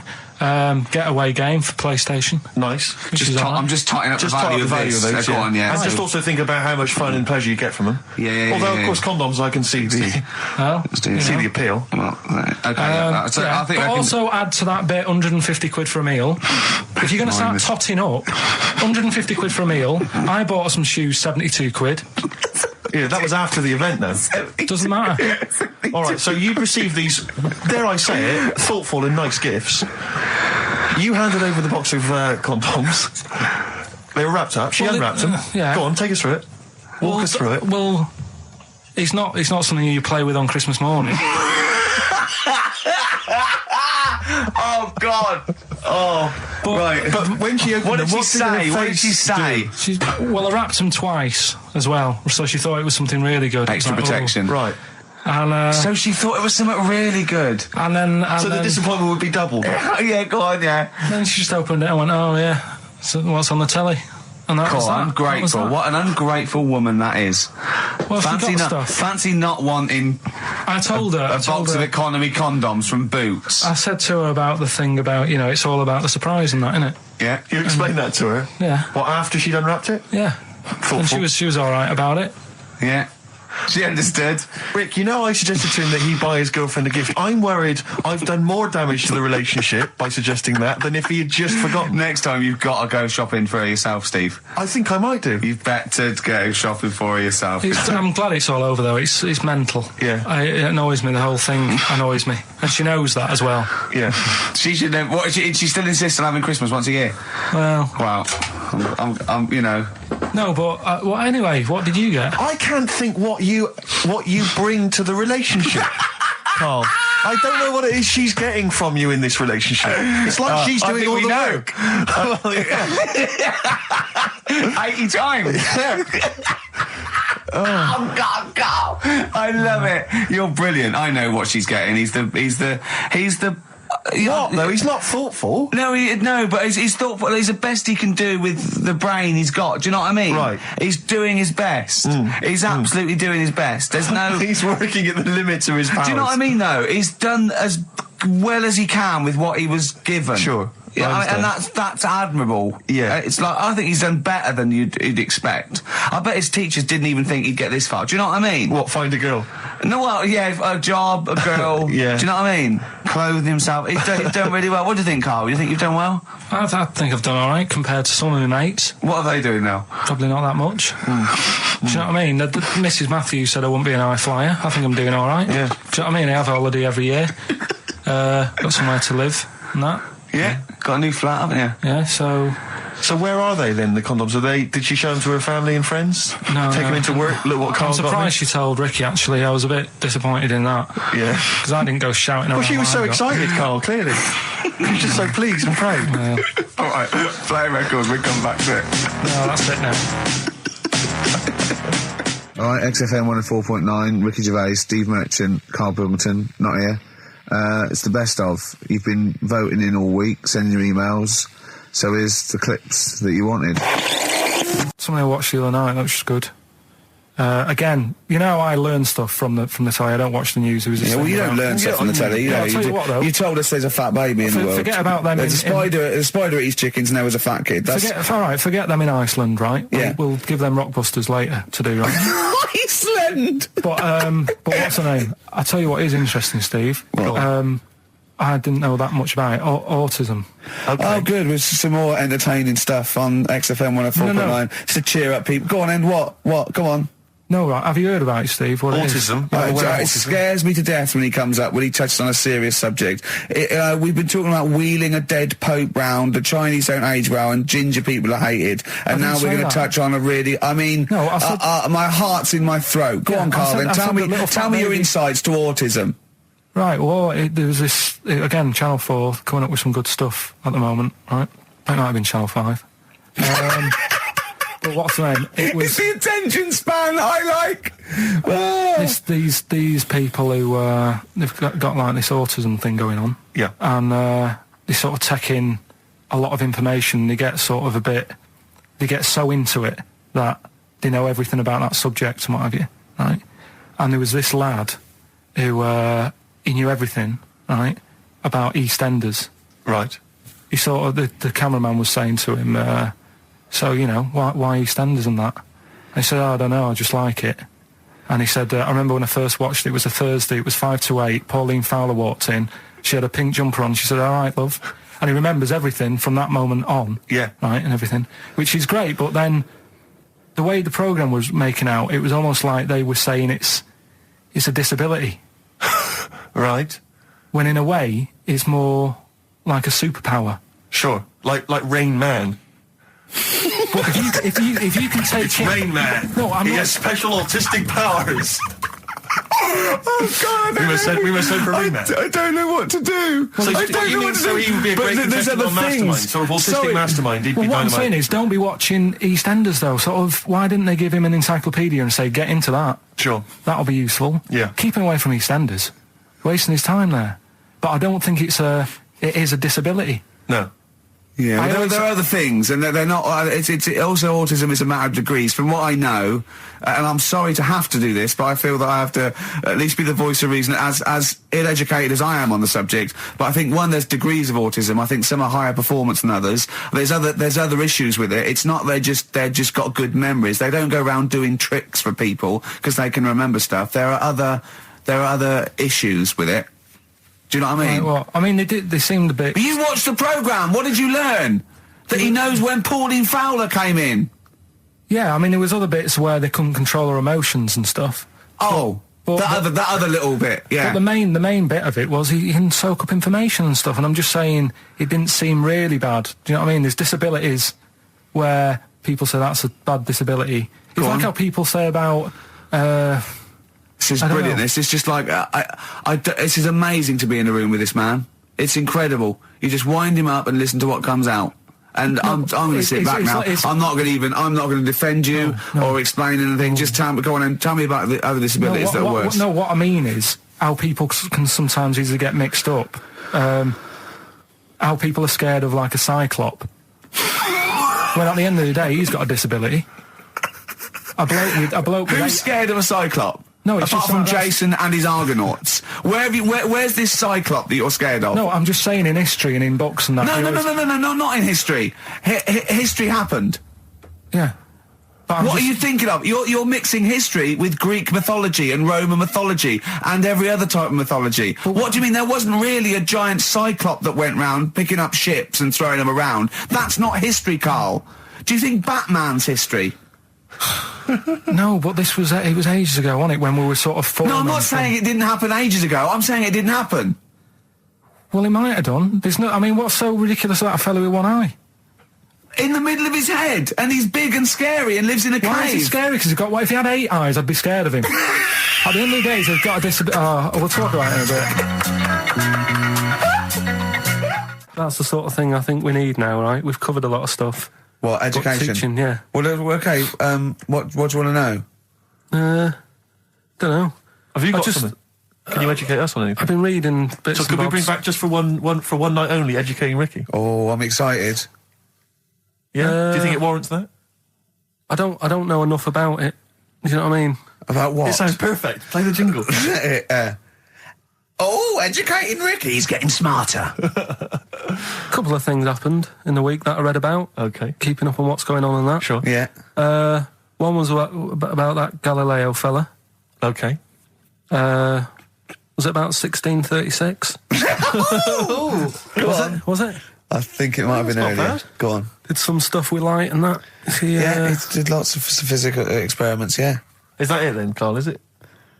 He did some stuff with light and that. What did he do with light? What was that? Well, I think he invented the first... Telescope? Telescope. So I think it's a particular lens, though, and he did experiments where he dropped famously two different weighted balls from Pisa, and they hit the ground at the same time, showing that it doesn't matter, the weight doesn't matter, but air resistance does, and stuff like that. I think he probably explained it a bit better than that. Yeah, but I'm talking to Carl. Sure. Did they need to know He's stuff? just thinking about pizza. Yeah. Did they need to know stuff like that back then? What do you mean, did they need to know stuff like that? It's just... There weren't people going around going, I've got to drop these two things off the Bleeding Tower of Pizza. I just don't know which one's going to land first. Yeah, I need to know. What do you need to Bring know me about? Galileo. Yeah. It's for a bet. Yeah. No, but if I was knocking about then, I'd be like, stop messing with that.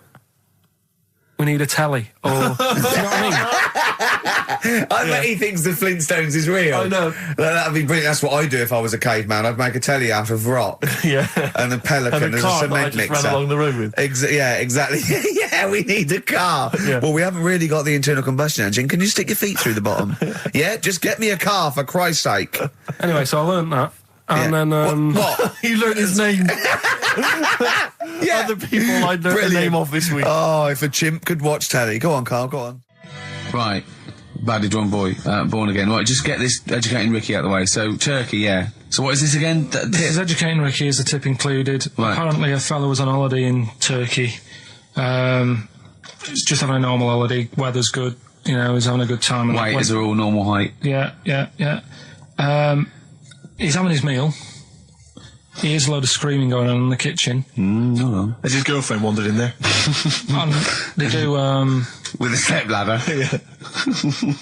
the circumcised people in the kitchen, and apparently... What are you talking about? Whoa. Slow down. We were Sorry, sidetracked there for a minute. what are you talking about? I'm excited about two things at once here. One, they circumcised people in the kitchen. Two, I guessed it was someone losing the end of their knob. He did, yeah. I started thinking like Karl Pilkington. Extraordinary. That is amazing. Apparently it was going on. It wasn't just a one-off either. Well, when I say a one-off, I mean they did it more than once. Yeah. Right. And there was it was there for a week, and apparently the first night it was quiet, and then the rest of the week, every day it'd be like having his breakfast, or even his lunch, or even his tea. Yeah. Right? He'd be doing it all day. Oh. You'd be hearing Lunch and screams. breakfast, fair enough, really. Yeah, Circumcision at tea time. Don't do that. And apparently it's a tradition over there. You can't even make a complaint about it. It's like, well, you should have found out before you come over See, it. I can't believe this is Sorry, true. I'm a little I bit can't lost. believe this is He's true. in a restaurant, in a hotel, and there are people having circumcisions in the kitchen. Yeah. Is that right? I'm even worried that we're bordering on the racist here, suggesting that is tradition, that Turkish people cut the end of their cocks off in the kitchen Yeah. at meal times. I think you're wrong, Carl. This just sounds ludicrous, Carl. No, I don't think it happens everywhere. Right. I think this Just in Oh, particular this at this restaurant. hotel. certain places, Certain hotels. certain hotels. What, is it like 2-star? Yeah. that, Why did he go to the Foreskin Inn? It was his own fault, wasn't it? so that's Sorry, that's it, is it? Have they closed? Sorry, no, wait. That's the story. You educated me, right? Once a fella saw some Turkish people cutting the tip of their knob off in the kitchen. Thanks very much. Thanks very much, Carl. Got any more? Well, there's things you can learn from it. Either don't go to Turkey, No! don't have calamari when you're over there.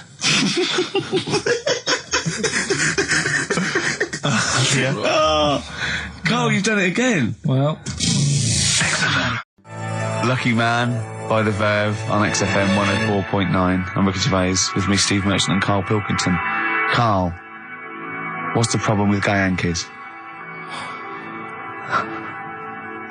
You played Bruce Springsteen last week. Yeah. Right? Yeah. And you said he had got a load of trouble on his hands when he had a hanky in his back pocket. Did I say that on air or? Well, we were just saying that famously on the cover of the Born to Run, Born in the USA album, it's just him, isn't it, with his backside basically with a red handkerchief. I wasn't looking. Well, I just. I did it for research purposes for this amazing link. Yeah, he had a red handkerchief, I think, in his right hand pocket, and apparently that signifies homosexuality. Apparently, I don't know. Oh, I thought it was which way you take. I don't know. These myths, aren't they? Right, yeah, well, exactly. I don't even know if this is... No, well, I read up about it. Okay. Right. Just research. And, it's all sort of, they've got all different coloured hankies. Are they? Right? Yeah. Right. And, it depends what pocket you put it in as well. So you've got, like, the different colours, different pockets. Yeah. And, sorry, how many variations are there? Different pockets is what? Well, you've got, like, your back pocket, your right back pocket. But what do they mean? What do you mean? Well, what do they signify? You can't just tell us they signify so much. What do they signify? Well, some stuff that we don't really want to talk about, to be honest. What? Sort of, stuff that gays are into. Right. What do you mean? Barbara Streisand records? Yeah, yeah. Eurovision. No, like, a couple of the things that were there that I know we can mention. He said something about... I love what he thinks he can't mention. I love it. Decency. What is this? 1956? No, but I mean, it isn't just, having it away. Having it away? I love him! Having it away! You get up to some weird stuff. I love the fact he didn't want to offend, but he's offended a lot more people by saying they get up to some weird stuff. Right. In your opinion? Yeah. What do you mean? No, but don't. If there is something that I don't know about that it's like you can't say on the radio. Yeah, I'd rather not. But what do you mean weird stuff? Well, one of them, right? If you've got a red hanky, right? Yeah. In your right pocket. Like Bruce? Yeah. That's exactly what Bruce had, yeah. Right. Well, apparently then, Bruce is an armpit freak. An armpit freak? Yeah. No. Really? No. But that's very specific. Karl. Seriously. Well, what? Right, okay. What else is there then? Sorry, is there some kind of homosexual body that sat down and came up with this at some point? Well, you said this is getting crazy. You've got, like, a blue handkerchief in your top breast pocket. I don't know what that means. You need to sit down. There's some kind of summit, figure out what it means. Yeah. It's just that you're not free from it either. So if you were to go in like a gay bar, which, you might do if you're straight anyway, because they're, good places, I think. Mm-hmm. Right? You can't actually go in there if you've got a cold, because every coloured hanky represents something. Right. So if I was to go in, had a bit of a sniffle, I could get into all sorts of trouble. Right. What, put out a Marks and Spencer's white linen hanky, that means you like to be tied up and whipped. Yeah. There was another one, armpit freak was covered. Armpit freak is done. We've covered. Armpit freak. I don't really know what that means. Right, okay, yeah. But there was just one other thing, like a blue and white one, is if you're into sailors. To sailors? Yeah, if you have a little blue and white hanky, that's in your left pocket. Yeah. Right. Blue and white equals sailor. So I wanted to ask you something. But again, we've got to be careful here. When you wouldn't leave the building that was on fire because you were standing proud. Hang on, we need this. Some people now don't know what you're talking about. Karl, you were on holiday. Yeah. On holiday in Tenerife, right? Yeah. You'd had a moment of intimacy with your girlfriend. Yeah. A knock on the door. You had to stop and get up. You peeked around the door. It was a fireman saying, "Get out," but you didn't want to leave because you had a. Yeah. It was a little. Yeah. But what I don't understand is you maintained that while looking at a Spanish man dressed as a fireman. Yeah. Is that true? Is that the fact? You maintained. I'm sorry to say you maintained arousal whilst looking at a gentleman dressed as a fireman. No. These are the facts, and they are undisputed, right? Did you maintain? I'm not a machine, though. Do you know what I mean? I can't turn it on, turn it off. Right? But you were talking. I just thought talking to a fireman, you'd have probably lost it. I don't know, but you didn't. No, but the other thing was, I mean, I was talking to Suzanne about it again, right? Yeah. She said, what are you talking about that for? Right? I said, oh, it just crops up, right? Yeah. And the dilemma was, you see, I wanted to try and make sure that it was a proper fire because that was the last condom we had, right? So it would have ruined the night. So I didn't want to like. It was like, well, what's going on? Is it? Do we need to get out? Yeah. Is it a proper fire? Yeah. And you and talking to this man in uniform, was he? What did he look like? Was he good looking? Did he look like Ricky Martin? Say. Was he good looking? Was he good looking in his uniform? I can't remember. Can't remember. Did he have a moustache? Better play a record, haven't we? Is this bringing it back? What? You look uncomfortable. What? Did you just switch this on with your hand? The Flaming Lips, and that's Fight Test. Lips and test. Lips Test. On M. We were talking there about homosexual people, and I'm sure we'll move on to other topics. But I just mentioned, I was talking to a friend of mine in the week, Rufus, and he overheard, he pieced together sometimes if you overhear a conversation, you can piece together what's going on. Yeah. And it sort of transpired from what you could make out that one gay guy had just realised or just found out that his gay boyfriend had maybe been having an affair and was on the phone and had called this person, the third party. So the other one was crying, wasn't it? The other one was crying in tears. Obviously, they just had a big argument about it. And all he heard on the phone was the guy saying, in a very kind of earnest tones, I'm going to do everything in my power to destroy you. But I just like to think what that was. What was he, No more guest list to GAY. To GAY. I am going to slash your diesel jeans with a pair of scissors. What if they're listening now? I know, I mean, it's probably an emotional time for them. Yeah, but they probably don't think we're talking about them. No, not those. It's probably happened quite a lot this week. Well, possibly. I do know quite a lot of gay people, right? But they do jump about when it comes to partners. Right. Carl. No, Lee. Freedom of speech. Yeah. Let the man speak. No, I'm not saying that's a bad thing. I mean, it's quite, they don't, if they get bored, they move on that. Which is fair enough, but they do, How have you pieced this together? And they go out late, don't they? well, we've covered that, haven't we? We've done that. Yeah. How have you, so you... Do you know how we covered that? His favourite record is Killing a Georgie. And he went, at the end of the record, he went, see, but how late was it? Yeah. If he'd have been sort of going out at a decent time, that wouldn't have happened. Or, Do you know what I mean, Steve, though? They're always getting ready to go out about 1:30 in the morning. You're asking for trouble. yes.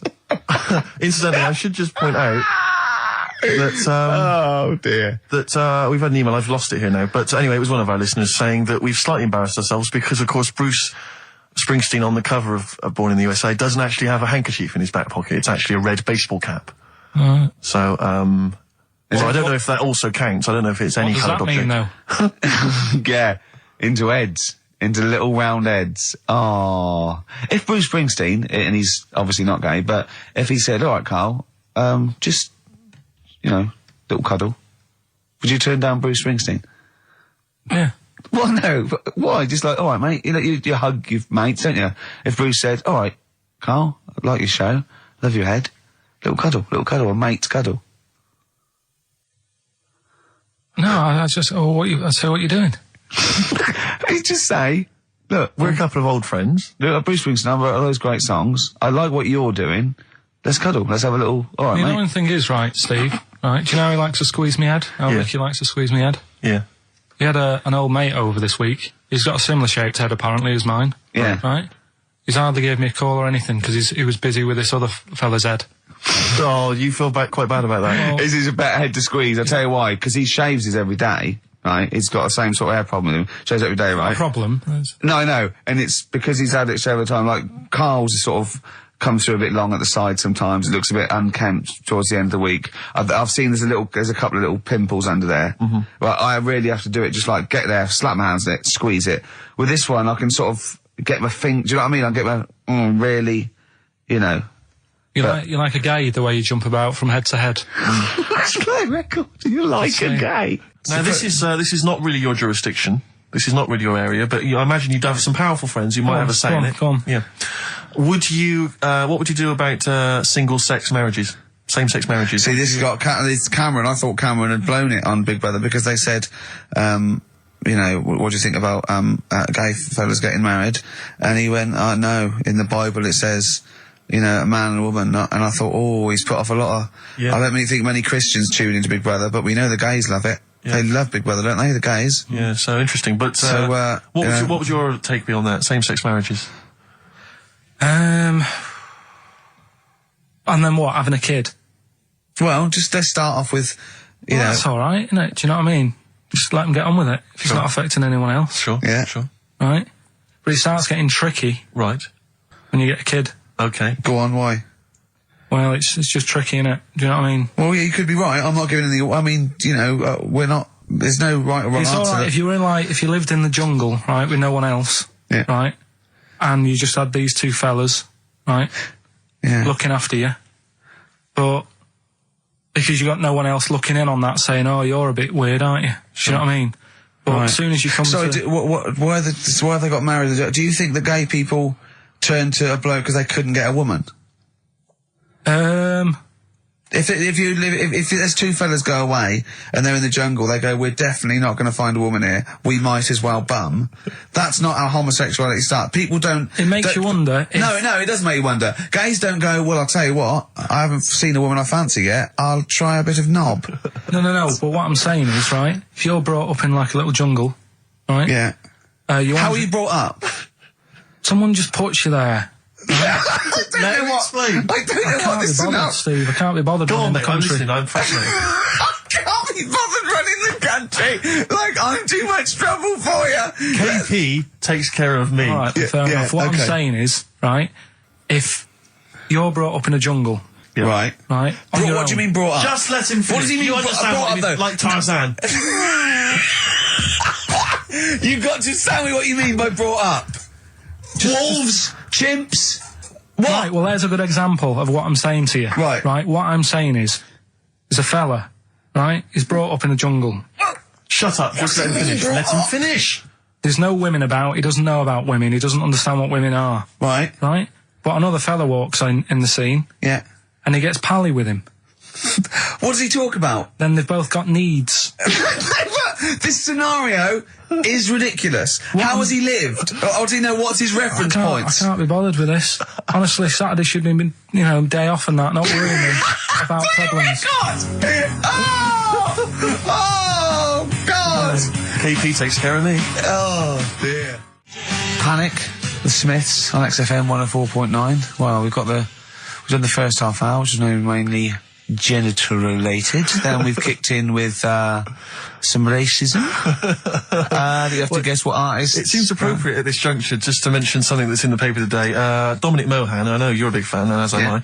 He is just writing about the demise of Radio 1, or as he perceives it, and talking about the Radio 1 breakfast show, and apparently it's lost lots of listeners. And he says, talking of the BBC, it must act swiftly to replace Sarah Cox and look to exciting and inspirational figures like Jonathan Ross, Anne and Dec, Johnny Vaughan, or Ricky Gervais to try and save Radio 1. He's right. I mean... He's right. Has he ever heard this show? What is he talking about? All those other acts, they're dynamite. I can't genuinely... That's someone who said I quite like Ricky Gervais show, but he can't have listened. I mean, can you imagine what we just played? Or in fact, can you imagine the last 50 minutes on Radio 1, on the breakfast show?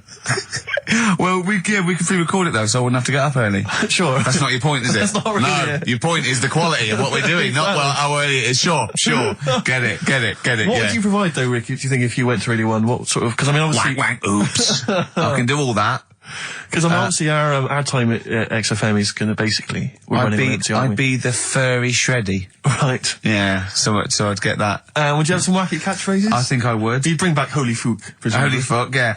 Oh, ding dong. Oh, hello, it's my little Chinese neighbour. Hello, what's your name? My name is Holy Fuck. Hello. Look at Carl, he's just going, oh, God. I don't know why you didn't even do the Chinese accent that time. Well, that'd be racist. Okay, sure. I mean, yeah, sure. It's just his name's Holy Fuck, and there's nothing wrong or funny about that. So, yeah, you'd have that. You'd have crazy comedy characters. You'd probably have some wacky quizzes. Yeah. Oh, look, it's Dirty Old Queer. Hello. No, I'm not. He's a new character to me. I'm quite excited. He sounds very modern and contemporary. Yeah. A new spin on an old idea. Yeah. Just tell us a little bit more. Oh, wow, he's an actor, isn't he? And, Right. and he likes to, take it up. All right, well, that's just, if anyone from Radio 1 is listening, and Yeah. they've listened to Dominic Mohan in the paper, they thought, yes, you're right, we need some new blood at Radio 1. Ricky Gervais has got a myriad of comedy characters. Yeah. Whack, whack, oops. I can do sound You effects. can do sound effects. So- you can probably do funny voices like Chris Moyles, couldn't you? Yeah. Wow. Not as good, but I mean, I can... What about comedy songs like Moyles?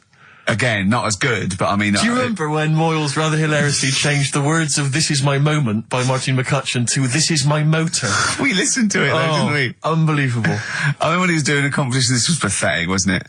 We were listening to Radio 1 once on our site, and I don't know why, we just wanted to, I think it was research, wasn't it, for The Office? Yeah.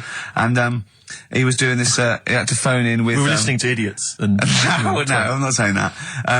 And he was doing this competition, you had to call in with some songs that are golf related. And people were phoning up going, drive the cars. He was going, drive the cars, good. And I was on that phone, I must have wasted about 40 quid, and I wanted to get through and go, hello, Chris, it's not Milesy, yeah. Derek here, I got one. Oh, go on then, Derek, what is it? Something like Spandau Ballet with golfy golf cart and that. And I just wanted to and I waited. And just, I thought the joke's on us. Yeah. I waited on phone bill just to say something stupid. Oh, dear. Oh. This show's better than this. Yeah, anyway, if you've got any hilarious golf-related song titles that you'd like to email in, What's the number? Oh, let them email in. ricky.gervais@xfm.co.uk. What would a song title be if perhaps we were doing something about, I don't know, air travel? Yeah. If you've got any crazy ideas, email in. We'd love to hear them. Yeah. Brilliant. I've got a thought of another golf one. Okay. You know, Duran Duran? Something down the fairway or something, if they wrote that. Alright? Girls on the putting green? Or Yeah. something? Alright? Yep. Oh, hello. Have you introduced you? My name's Holy Fuck. I'm Dirty Old Queer. I could do all that. Ding dong, whack whack, oops. I was happy the other week, right, when I was going up to Manchester on the train, nice quiet carriage, I'm sat there reading about sharks and that, right? Nice and quiet. And I got annoyed, I texted you, didn't I? Yeah. When two fellas got on. Can we talk about it? Well, yeah, you've started it. Two gay men got on. Go on. Two gay fellas got on. Yeah. And it wasn't the fact they were gay that bothered me. It was No. like, each to their own. Let them get, you know what I mean? Let them do what they do. Yeah. And, Behind closed doors. but they started talking really loud, right? And they were going on about, That's annoying anyway. That's annoying whether you're straight or gay. Yeah, Talking to But do you know what theory I have about they go out late? Yeah. Gay people always go out late. Yeah. Yeah. Right. When what time do you go out in the evening? 7:30. If you go out about 7:30, if I'm out of work, I might go out about 8 o'clock or something. Yeah. I guarantee I'll sort of be in bed by about 12:30. Sure. At that time, they're still sort of ironing the jeans, right? And the funny thing was, I've always said this, right? Dancing along to ABBA. You sort of said that's rubbish. I'm sat on the train reading about sharks. These two are talking, and they're going, "Oh, we can't wait to get there." And his phone goes, and he goes, "Hello," and on the end he goes, "Anyway, I'll see you at 1 then," right? Right. So I thought, well, maybe that's tomorrow. Could be 1 in the afternoon. That's when most people would meet. Yeah. And then he carried on talking. Most people would meet. Carried on talking, and he goes, yeah, so anyway, like I say, see you tonight. 1 o'clock he's meeting someone. Yeah. I don't know You were why you go livid. out that late. Do you remember when his favourite record of all time is The Killing of Georgie? Sure. He said, would he have been killed if he'd have been back at a decent time? There's a no fair mention point. of the time in Sure. this song. And then the funny bit was, actually, that did make me laugh, right? When he'd finished talking on the phone, he said to his partner, right, oh, there you go, let's have a little chat. And the fella said, who was that? And he said, oh, it's Dave. He said, which one's Dave? He said, the one with the shaved head. I thought, in the gay community, Yeah. that isn't a good description. No. Do you know what I mean? Yeah, I know. They've all well- got little shaved heads. Before we move on, was the Sharks article interesting? Did you learn anything? It's pretty good. Was it? Go on, Yeah, what I'll was teach it? you something about that later. Oh, okay. Is this educating Ricky? It wasn't, but I can teach you a bit. Yeah. All right. That's good. Play some ads and that. Play some ads and a tune, and then have we got maybe a competition? Yeah. What have we got? We're all looking forward to that. All right. I just wondering, Rick, what your opinions are, what your thoughts are on Britney Spears. Liked a couple. Bit bored. I think she's panicking a little bit. I think she's a little bit desperate with all this Madonna stuff. Yeah, all the kind of lesbian Yeah, stuff. I don't know. Yeah, she's all right. I've got nothing against the girl. Well, I think it was in Hot Tickets magazine. Sure. It's free with the Evening Standard. Yeah. I might get some free Evening Standards now. I've plugged that. Yeah. Just reading in there that I don't know if it's still going to happen, but apparently she was going to do a little cheeky appearance at GAY. GAY. In London. And obviously I was quite excited because I'm a Spears fan. Do you know that's what that spells, don't you? GAY? Yeah. Gay. Yeah. Yeah. Well, I think it is a gay club. Oh, sure, This is what I was ascertaining from the article. Oh, because they've said they've called it what it is. Exactly. Yeah.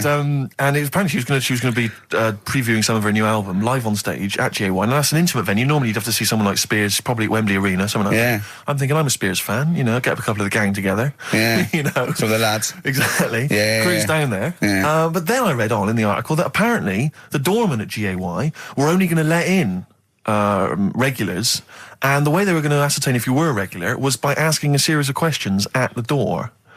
What, testing if you're really... Now, I don't know if the questions would be about the interior of GAY. Or the interior of someone else. Yeah. Or just general kind of... Like, what, do you reckon you'd have passed the... Well, that's what I was wondering. So you'd have had to pretend to be... GAY to get in to see Spears. Now Can you say gay on the radio? Yeah, I think so. Yeah. There's irony, isn't it? So you're pretending to be gay to get into a club to see a bird that you like. I'll give you a little quick test. Right. Shall I? All right. Sorry, what's your name, mate? Paolo. All right, Paolo. Yeah. You haven't done a lot with your hair. You just sort of let it grow out. I mean, would you be putting product on a bit later? Because I mean, you don't look very. You look sort of quite masculine, quite. Yeah, well, sort of like you didn't care, like you have no care about how you look, like you're a. Normally it would be shaved. Of course. Oh, okay. Yeah. We would say normally that looks about like 3 months growth there. Why haven't you? I've been ill. Nothing serious? Nothing serious. Okay. No, that's why I let it grow. So it's grown. Okay. Yeah. So what time would you normally be going out then? Normally I'd go out about about 8ish. 8 o'clock in the evening you go? No. That sounds a bit early. That's what... No, I'd go out about 3 in the morning normally. Right. So I take mine. Yeah. Okay. Right. So that's right. Yeah. Where'd you go? Down sort of... Compton Street for a coffee and then onto GAY something like that, with your little shaved head. Yeah. Okay. Well, you're doing fine. Gay.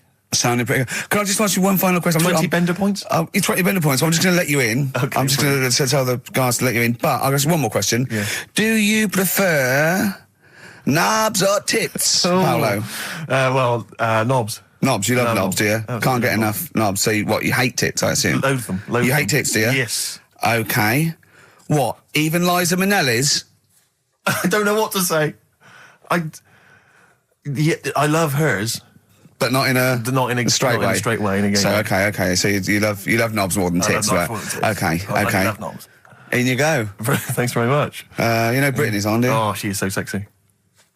Oh, see, that's what would give me away. It'd be like the Great Escape. It's just the last. Yeah. You just. Well, you're. I mean, I think you're probably a bit bi. Right. Yeah, okay. but I mean, go in anyway. Thanks very much. Okay, the drinks are quite expensive. Oh, I thought so. Pop your shirt off, will you? Hey, Outcast on XFM 104.9. I'm Ricky Gervais, Steve Merchant, Karl Pilkington. You all right, Karl? Yeah, not bad. Yeah. Just when you were talking just now about like the gay stuff. Yeah. Right. I don't know if you saw the thing the other week about the fella who's on that quiz show. Oh. Sort of. Oh right. Okay. Gay fella, straight, sort of man, woman. What are you talking about? Tell me what did you see? Tell me what you saw. This is like a kid come running in and he's seeing something frightening. It could be an alien, could be a ghost, could be a paedophile, and you've got to get exactly what actually you saw out of him. Right, what did you actually see? It's just this fella who's a woman. Right. Right, okay, right, try and talk like a human being. Right. It's a quiz show that's coming on the telly, and it's this woman. Right, is it a fella as a woman, or is it a woman? Bit of both. That's why I'm talking about it. But what do you mean? Is it a pre-op? Is it a transsexual, a transvestite? Is it a lady boy? Is it an hermaphrodite? What is I'll tell it? you about it. Well, tell me. I'm telling you. It's a woman. Well, it's a man. Oh, forget it. Listen. Play a record. No, listen. Come on. What? It is a man. He is a man. Well. Oh, Christ's sake! It's a TV programme where they've got this... Transvestite or television? It is a transvestite, yeah. But the problem is... I'll tell you, just because you don't know about it, the programme is... I don't know, I still don't know about it. I don't know anything about it still. I don't know. It's a woman, man, woman, TV programme, look, TV. No, it's a man who is now sort of half a woman. And... A man who is now half a woman! No, well, this is what's weird about it. He's got the top half... But not the bottom half. What do you mean? He's got breasts and a wig, but he's still got his boys downstairs. He's got his caps and the boys are still there with his Y fronts. Why but upstairs, he's got a lovely pair of dumplings. Why do that? Well, he's halfway through. But why not get it all done in one go? Maybe he couldn't afford it. Well, wait until you've got all the money. That just looks a mess.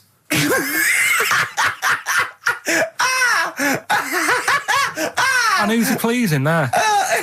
Well, he wakes up in the morning and pleases himself. He can't believe his luck. He doesn't know where to start.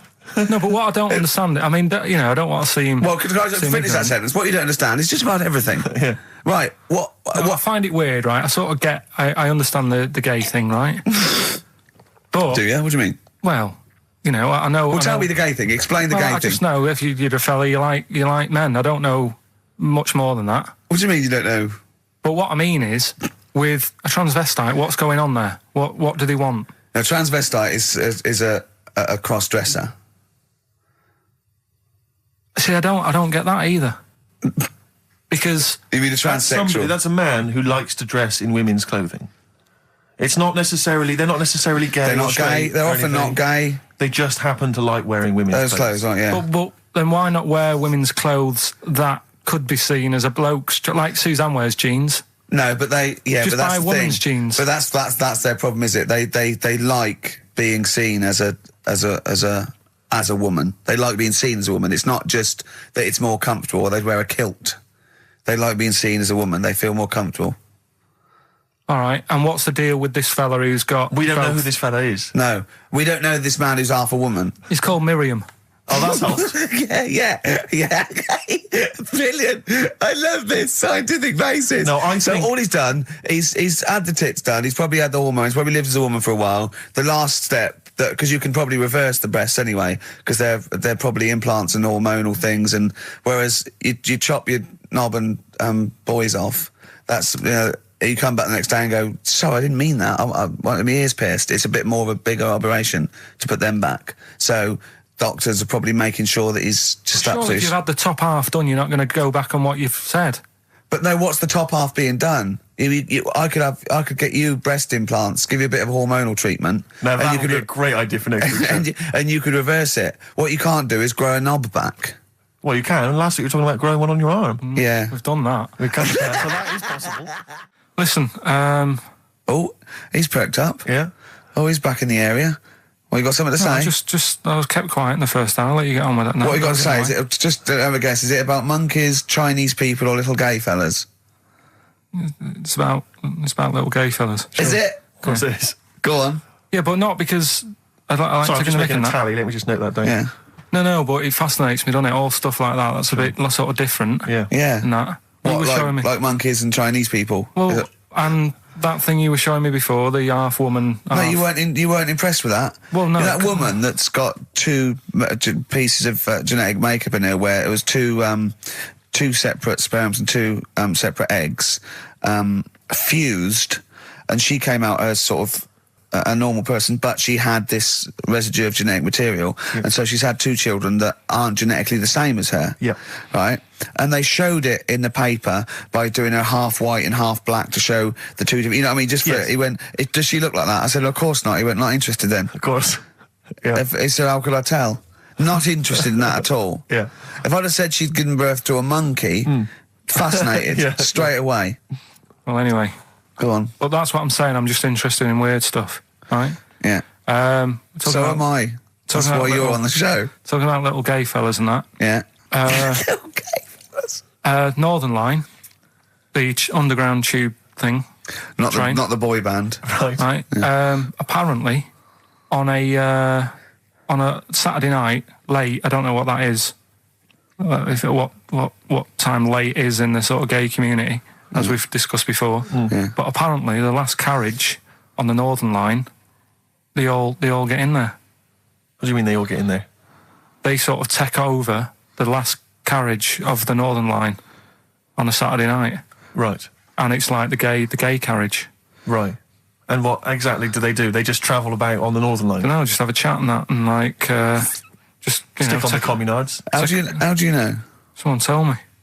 See, this. I mean, I'm glad you've informed me, because it wouldn't bother me, but I feel I should be told about these things, because I'm likely to stumble onto that carriage by mistake, and I'm not. It's not that it'd be a problem. It's just I might feel a little uncomfortable if there's a lot of people in, the black, the black leather gear and the moustaches, the hats. I mean, to be quite honest, they'd be annoyed. Of course, because they'd be expecting something a little bit, What do you mean? Well, they're good looking, most of them. Sure. No, they are good-looking fellas, though, aren't they? What do you mean? What do you mean? They're just a lot of the gay, they look after themselves and that and look good. Keep themselves... Some of them work out, yeah. You see, this is the problem I have, because there's a lot of areas in London and elsewhere in the country where there's a sort of, it's a gay thing, it's a gay public toilet, or I don't mean it's gay, but it's not like a legal thing. You mean it's a cottage? But it's a cottage, whatever. I mean, I remember being... in Bristol once doing some... You're confused when I said it's a cottage. Yeah. That's a term for where gay people go in toilets to sort of meet and greet each other. But I shake hands. I was at the public library in Bristol once doing some studies from a sixth form, and I think the toilet was closed in the library, and I was dying for the toilet, and I popped down, there was a public toilet behind the library. I thought, I can't believe my luck. Dashed down there, it was about 6-ish in the evening, I was working late, I was studying hard. I went in there, and I swear to God, I saw two fellas. With the, is that unusual? Or? Well, no, they were up to some hijinks. What they're sort of like... Do you know the thing that struck me? What? One of them had bright red underpants. What do you mean? They were actually doing, they were having some kind of, they were having relations. They weren't even in a cubicle, they were out in the... Where were the underpants? Around his ankles? No. Yes, I swear to God, I'm not going to make this up. What old were you? I don't know, like, how old you are in the sixth form? 16 or whatever, 17? Yeah, and what did you do? Well, I actually said... Well, you just joined in, what else did you do? You might as well. I actually swore, I said, oh, F me. And then I went, oh, no, don't. No, I did, I swear to God. I did. I went, oh, F me. No, don't. Because I was panicked, and I ran out. And as I was walking out, a guy was coming in. I went, "Oh, hang on, mate." And then I thought, I better not tell him. I let him find out for himself. He might be going there to join in. He might have got a call. Come down. We're going crazy on each other's ass. Come down. It's a conspiracy, a Bristol conspiracy. What annoyed me, my was, lover. Want a bit of car? What angered me, Rick, was the fact that I wasn't notified, that there was not... I didn't know there was no sign. And afterwards, I spoke to other people about it, and they said, oh, it's a famous gay haunt. But what annoys me is I feel that they should put an ad in the local press, a big paper, like once a week, like, when they recall cars if they're damaged or there's a fault, or couriers might bring back stuff if they're sort of faulty goods. They say recall and we'll give you money back. They should just put an ad in the gay community, should put an ad in that just says, these are the hot spots, this is where you're likely to find us doing some stuff. If you're not gay and you might feel uncomfortable, avoid them. And just list them, or little pictures, or, a map or something. Anything, because like the gay tube thing, I don't know. Fun. 1, 2, 3, railway cuttings. Well, not that. It's more of a sort of social awareness thing. Yeah. So people, don't feel uncomfortable But they don't want it exactly to be like sort of walking in under a neon sign. Why? It's legal. yeah, big arrows. Oh, as if. What do you mean? What's wrong with that? Because, it's actually a public place. I don't think cottaging is strictly legal. But they don't even have to specify what they're going to do. Some people, they're not. Some of them aren't. I don't think it's probably seen gays, is it? Yeah, but it's not. Yeah, but it's not the people that go out and they say I'm gay and I like Barbara Streisand. It's presumably the sort of people that do that are people that either aren't quite out yet, or do you know what I mean? Or they're doing having a quick way to their wife and kids. Yeah. I don't know. I don't know completely how it works, but I'm sure there probably isn't a place like free bumming here tonight. No, there is kind of. What? Because I was walking home one night through Soho, right? just because that's the way I have to go, not because do you know what I mean? I wasn't going there on that, right? So I'm walking through, right? And I was handed like a card, which was like a gay event, right? Now that's a bit weird, isn't it? That straight away he's presuming that because I'm there that time of night. Well, and you got a shaved head, and you sort of like, you sort of like quite look after yourself, and you got some nice clothes. Yeah, but it's still you look can't like really a little bit rough, don't you? From Manchester, you look like a northern rent boy who comes down to stand outside McDonald's. But the card was rubbish, right? What do you mean? Had this fella on it, right? All sort of greased up and that. What would you look? Just having a look what he'd handed me and that. Right. Just having a look. Picture of him, sort of sailor's hat on, tan body, like just his arse out like that, and rubbish slogan, right? The best bum in W1. Is bum there a noun or like a verb? What do you mean? Well, to bum, is it like get the best bum you've ever had, or he had the best bum? I think it's just I don't suppose you asked. No. I don't suppose you called the number to check. What do you mean exactly by this? Does it mean you've got a great arse? Do you mean I will be well bummed, or do you mean you've just got a good... Come on now, let's Can I just a final point about, because I asked my friend how it all works up on the Heath, because I live in Hampstead Heath, near Hampstead, and I was where I didn't want to go walking and get myself involved in anything. How can you get involved? No, again, I didn't want to walk. Sort of like, is it like, oh, I can't believe it. I couldn't say no. Oh, my wrist, it's knackered. What do you mean? Well, I was there for about 2 hours. I must have gone about 43 of them. But, I didn't like to say no, because they were so pleased to see me.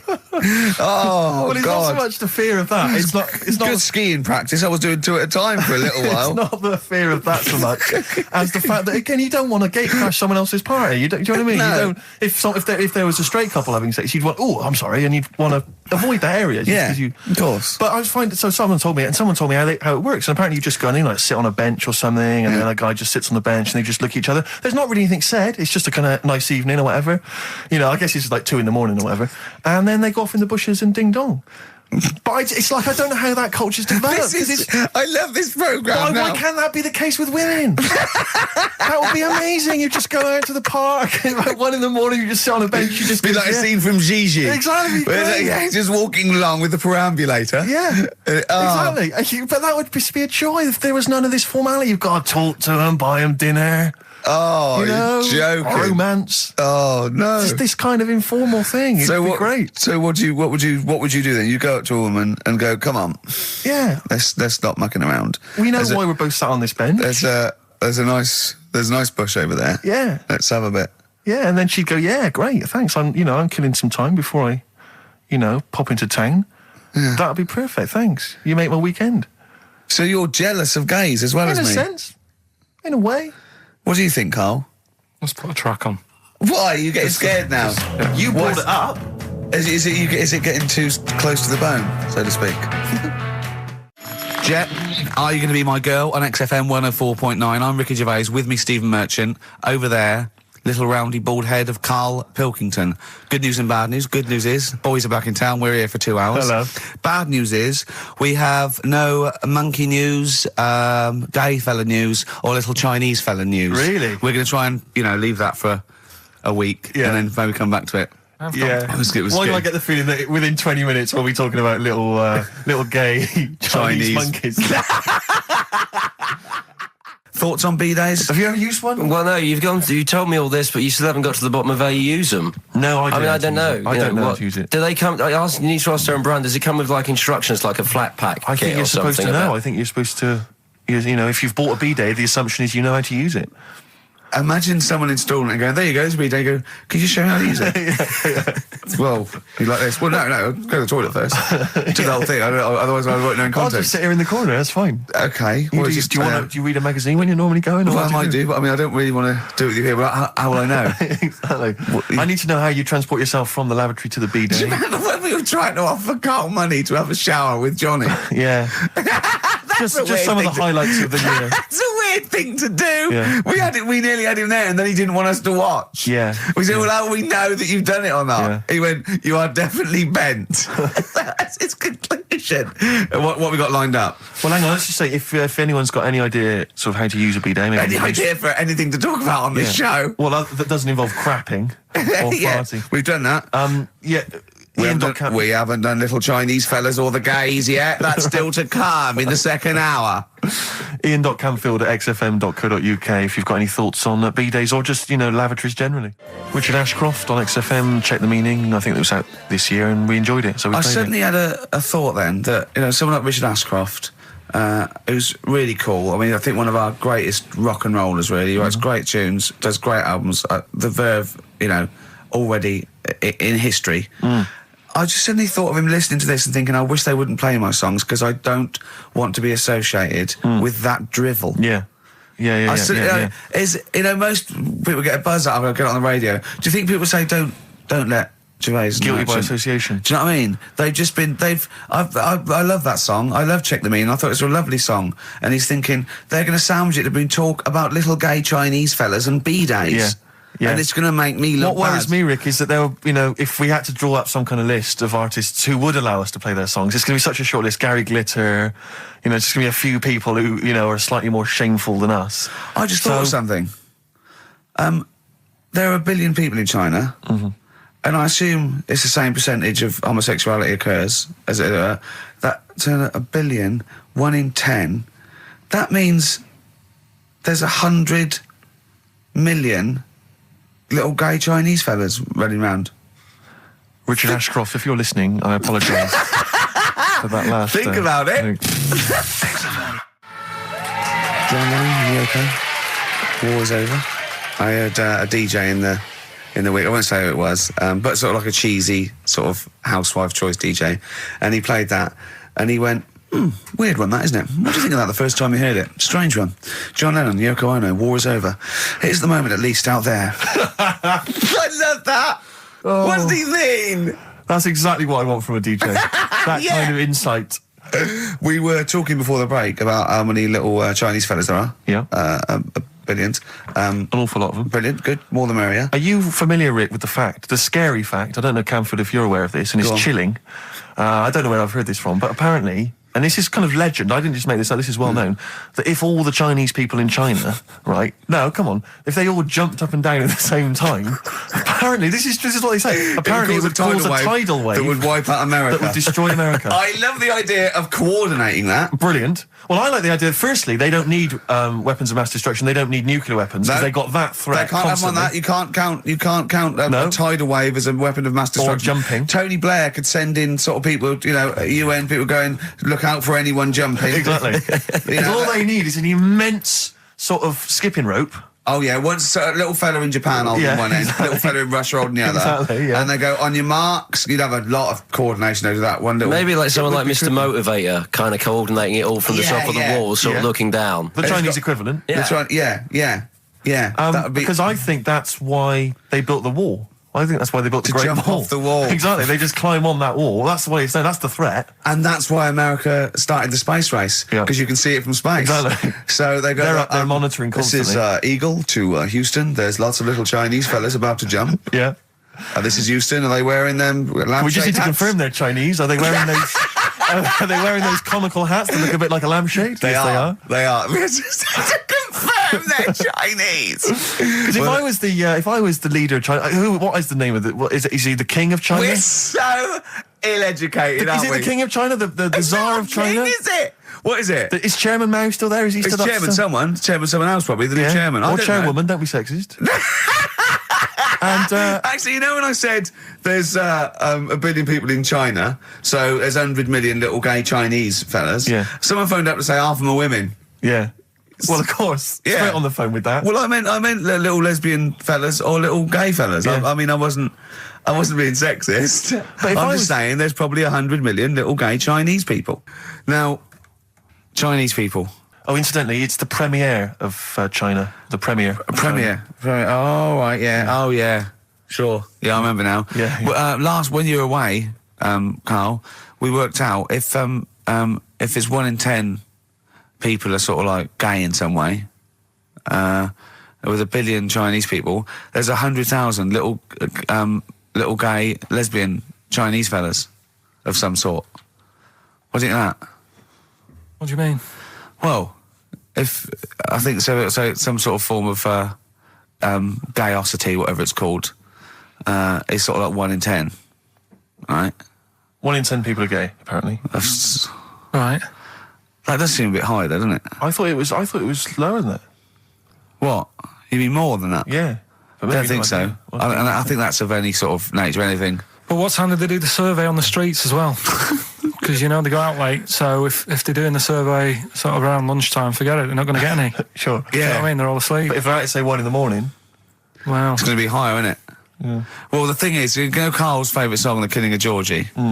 A little gay fella goes out and he gets beaten up and that. Carl went, yeah, but would it have happened if he'd have been going out at a decent time? True. But clearly in the lyric, it says, Georgie left the theatre before the final curtain fell. Yeah. Now, theatre's finished about 10:30. Yeah. So even giving him half hour, I reckon it was only about 11 o'clock. So you're talking rubbish there. Are you sure that wasn't his curtains in his flat and he's closing them before he goes out? No, he was at the theatre. But I'll tell you what, I just realised something. Maybe where most people were going home after theatre, he was just going out. Exactly. That theatre to him is like a matinee. Exactly. Innit? Yeah. He's off out clubbing, isn't he? He's off down, he's going to get some ammo, he's going to get a couple of butt plugs, and he's not even going to start dancing till midnight, is he? Have any of us ever met any gay people? It's just, our view of them is, I don't know. Email in if you've met a gay person. Tell us where we're going wrong. Yeah. Have you ever met a gay person? The way we talk about it is just like, have we ever met Chinese people? I've seen them. I've seen them out there wandering the streets, but I don't think I've ever had a conversation. Now, here's the irony. I definitely know and have met more little gay fellas than little Chinese fellas. Yeah. Have you ever had any little Chinese friends? There was a girl at school who was Chinese, but she was kind of inscrutable. I couldn't get close to her. She was sort of mysterious. Right. Rockbusters? Yeah, brilliant. Right then, this is where I give you a little cryptic clue and some initials, and it sort of makes up a band or an artist and stuff like that. Yeah, sort of being the operative phrase there. Yeah. Let's see how he reads this clue. Yeah. This is going to sound like Oscar Wilde. Clue number 1. 3 different clues. Clue Oscar number Wilde 1. was Chinese, apparently. Was it? Yeah, it was illegal then. Right. Will you leave the entrance to my garden alone? Sorry? Right? Will you leave the entrance to my garden alone? Are we back on the gay thing, or is this... This is the clue? That's the clue. Right. Clue for Rockbusters number 1. Will you just leave the entrance to my garden alone, will you? Right, that doesn't count because I know what it is. And what were the initials? What are the initials? GG. Correct. Yeah, right, but you've got to pronounce the artist correctly. I'll pronounce the artist, because I know what it is. Don't ruin it. No, but when the answer comes, I'll pronounce the artist. Right, can we just focus, please, on the quiz? Go. What was the clue again? Give it again. Will you leave the entrance to my garden alone? Stop messing with it, right? GG. Okay. Right? Next. Doesn't count. Next. Incorrect. Don't phone, but you can send a message on my mobile if you want, right? That's T. It's another little easy one. And the last one, we were sharing out the mail sheet. Right, that doesn't count either. Can we just fuck... I know what that is. I know what that is. I don't care. We'll come to that later. Yeah. And number 3, we were sharing out the mail sheet, and I think I got the best one. Right? DG. DG. Yeah. So quickly again, will you leave the entrance to my garden alone? Stop messing about with it. Yeah. Right? GG. Yeah. Don't phone, but you can send us a message on my mobile if you want. Right? That was T. And the last one, we were sharing out the mail sheep, and I got the best one, so that's good. Right? DG. All right, ricky.gervais@xfm.co.uk. Have we got any prizes? Do you want to have a look? Well, don't worry about it. Don't worry about it. Have we got any prizes? Just, look, the clues are rubbish, the clues don't work, the show... this is pathetic. Play a record. That's what it should be called, and the clues don't work. And I watched The Office Christmas stuff on last Sunday. Did you enjoy it? I think it was good. Good. I think it was good. Thank you very much. It was up there with one of my favourites. The second one was good. Yeah, okay. Your second one, more the paybacks in the second one. The first one's more set up. Yeah. So, I'd have thought people would like the second one more. Yeah. So that's nice. That's a nice critique. Thank you, Carl. But there was something in it you did about cavemen. Cavemen? You said something about, it was a fact about caveman, and you sort of only half did it. You didn't give the full information, like... What? Kind of doing that. You just... Where was it? What bit was it? It was the bit when you were talking about getting a woman, I think, or you were talking about breasts or... Oh, the one when I said the reason women have cleavage is it reminds men of buttocks because when we were cavemen we used to do you from behind. Yeah. Yeah, at the blind date, yeah. Is that a joke or...? Well, I was hoping it was funny. We would... Oh, you mean... no, I don't know. Yeah, I think I did... I think cleavage is meant to represent... In a sort of Desmond Morris pop sort of anthropology type way, I think I've seen that before, that cleavage represents buttocks. And I imagine, cavemen probably did do it from behind. I don't know what you want to know, Carl, really. It's in a sitcom. It wasn't a documentary. It looked like one. Yeah. Brilliantly directed to look like one, I'll give you that. No, but what you're saying, so blokes like... Yeah, I think cleavage is represented like buttocks because obviously buttocks were much more of a sexual organ. Evolutionary speaking, breasts were to actually bring up to suckle young, but and were a sign of sexual maturity, so you're ready to mate. But whereas, Carl, I'm not an anthropologist, mate. I'm struggling here. What do you need to know? But I imagine that the cleavage reminds you of an arse. Right. Well, if it's all about arse, why don't gays like a little bit of tit? No, do you know what I mean? You've done me! So the question put to us today on XFM 104.9, please call me $, is if it's all about arse, then why don't gays like a little bit of tit? I was worried if it's all about arse, why don't gays like tit? If it's all about arse, why don't gays like tits? Just call in with your... Thanks very much for tuning in. This is in Children's TV. If it's all about arse, why don't gays like tit? It's soon been an hour and a quarter before we got round to gays, so it's good to see they've made an appearance. If it's all about arse, why don't gays like a bit of tit? Is the question. What a brilliant question. Well, if you're an anthropologist or a psychologist, a doctor, a gay, please call in. If it's all about arse, this is the question. I'm not convinced by this whole... cleavage looks like an arse. That's no, not Steve. Nor am I. It's a bit of mock anthropology. I didn't think it would be under scrutiny. I think it's more likely that the reason men find cleavage attractive is because they know there's a lovely pair of Bristols down there. Yeah, so they look at cleavage. They go, here we are. If that's what's on show, exactly. Imagine what's down below. If that's in the front window, right? Yeah, what's she got to go in the shop? Oh dear. The Coral, Bill Mackay on XFM 104.9. If it's all about arses, Steve, why don't gays like a bit of tit? I think there might be a lecture on that at the Royal Institute tonight. I'm not sure. It's Stephen Hawking. Yeah, I think he's given a lecture. Brilliant. Tell you something else though. That's about caveman and that. Yeah. Right. Not really. Go on. Do you know? I love the idea of a little gay fella. He's pulled a bird. All he's done is focused on the cleavage, and he's gone, that's a lovely arse. Right? He's got a bat. Right, do. Pulls the dress down. No! Where's the arse? I've been gone. There's boobs. Boobs. I hate. They're my worst. No! Yeah. Faith No More and their version of I'm Easy on XFM 104.9. Ricky Gervais, Steve Merchant, Karl Pilkington. Rick, for the last time, we've only really got 3 topics of discussion on this show. I think you agree with that. Little Chinese fellas. Monkeys. And the gays. The gay people. Yeah. We're hoping to cover all those subjects today. Monkey News is coming later. I'm sure we can find something to discuss about gay people. We've done gays. We've done a few gays. I suppose we talked about the dog. Yeah. Big time. Right. The film thing. This is when we get like a film, and I'm in it. Right. So I'm doing. We talked, a bit about gay fellas and that today. Yeah. So we're doing When Harry Met Barry. Okay. All right. Yeah. And listen to this, and then there'll be a question at the end, and you can win some more stuff. We've got DVDs. Some more shite. Some more good CDs and DVDs and that. All right, let's hear it. So, When Harry Met Barry. All right. We've got 18 hours to kill before we hit New York. I know, yeah. Brought a few books just to kill a bit of time on the journey. When I buy a new book, I always read the last page first. That way, in case I die before I finish, I know how it ends. I read a book like that once. Not on purpose, though. It's just that all the chapters has been put in the wrong order, so it's a bit annoying. Got to chapter 1 before I realised. Are you finished now? Yeah, I bought another copy of it and read it in Lanzarote. It was alright. Good read. Listen, we're only staying in New York for a couple of days, aren't we? Because the place does me head in a bit. Oh, really? Yeah, it stinks, doesn't it? It's a really dirty city. It's noisy.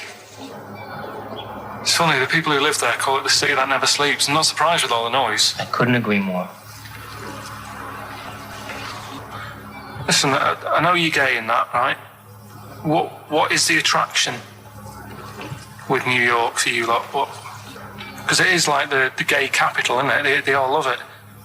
Even that Rod Stewart song, you know, that Killing of Georgie, that was set in New York, wasn't it? Yes, it was. Yeah, well, that song was about a gay fellow, wasn't it, who moved to New York and ended up getting beaten up. Not a great advert for the place. You keep going there. Weird. Actually, I know why you like it. It's because it's a city that never sleeps, isn't it?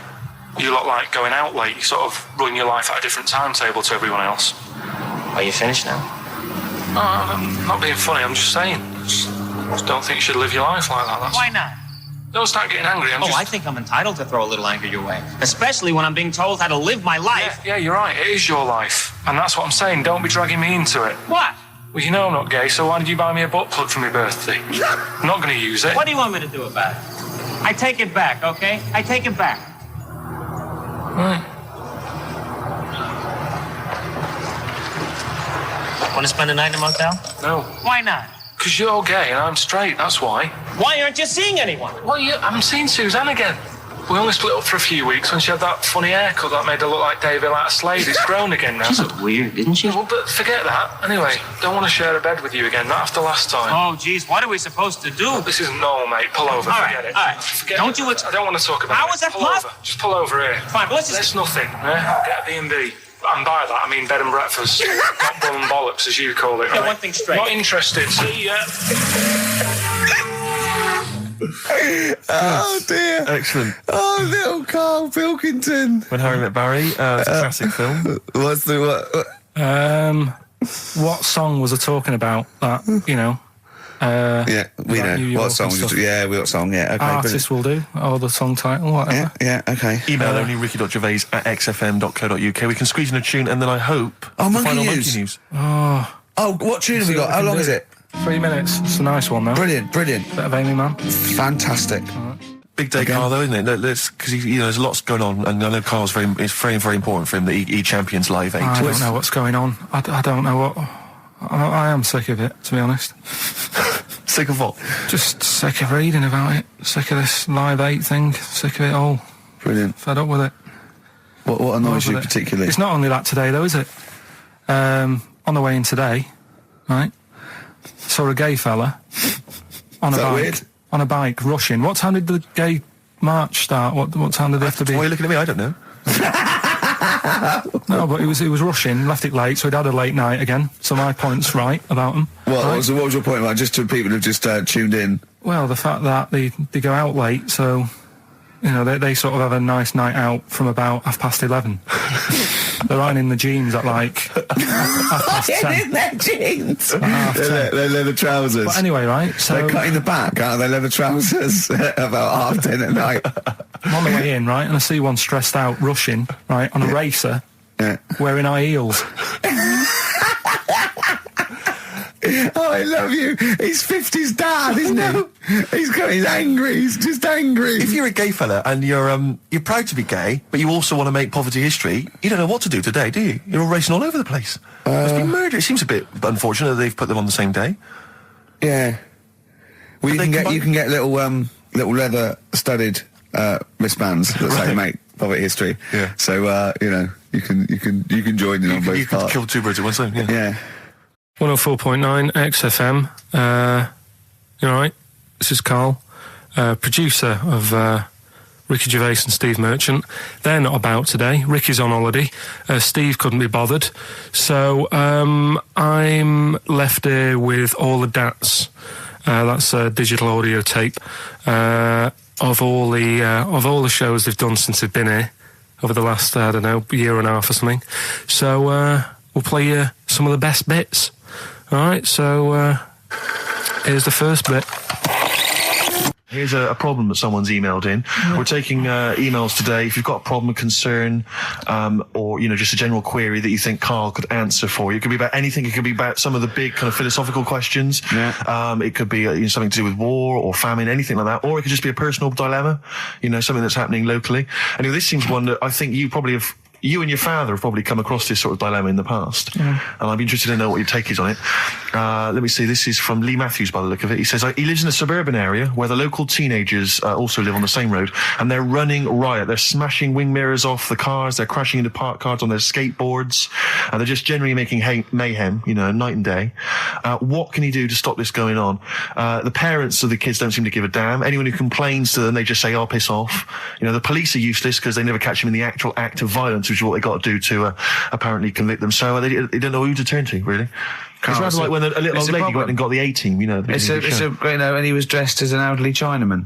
Exactly. She knew who he was. Colonel Decker didn't have a clue. Yeah. You see, it's weird because now it has got out of hand. Sure. Do you know what I mean? Like years ago when I was growing up on the estate, you had problems, well, not like you have now. Do you know what I mean? Summers were nice as well, weren't they? Well, right. And police are getting shorter and younger. But you yourself kind of admitted in the past that you were something of a tearaway. You didn't do anything like these kids here. The thing is, I was scared that if I got caught doing it, my dad would go mad. Yes. And I remember smashing a car window by accident and legging it in the lounge and sort of pretending to go asleep on the settee. Right? Genius. And I heard a knock at the door. He chloroformed himself just to be unconscious when his dad came home. And there was a knock on the door, and I thought, oh God, this is a fella who saw me. I was chucking a stone in the air, seeing how high I could throw it. Of course you were. Did it keep landing on your head?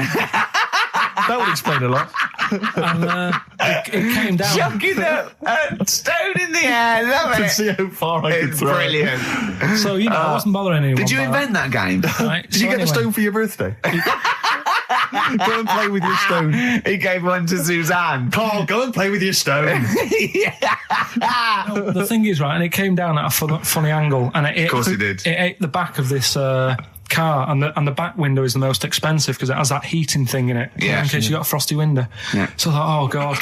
So I legged it in, got on the settee, went to sleep, knocked at the door. Genius. It's a brilliant plan. It's a brilliant plan. I couldn't be guilty. I'm asleep. So I love the idea. So the thing is, our lounge used to sort of, you could see in from the door, right? So this family who saw me do it, saw me asleep on the settee, and my mum said, go and get the door. And I sort of went, what? As if I'd been asleep. Yeah. I went to the door, like, rubbing my eyes. And the fella said, what did you run off for? I saw you. I was like, oh, no. And I didn't see my dad. I went out. It was when he was working sort of evenings. So I went out so I didn't have to see my dad. And then the next day I came home from school, and my dad said, 45 quid.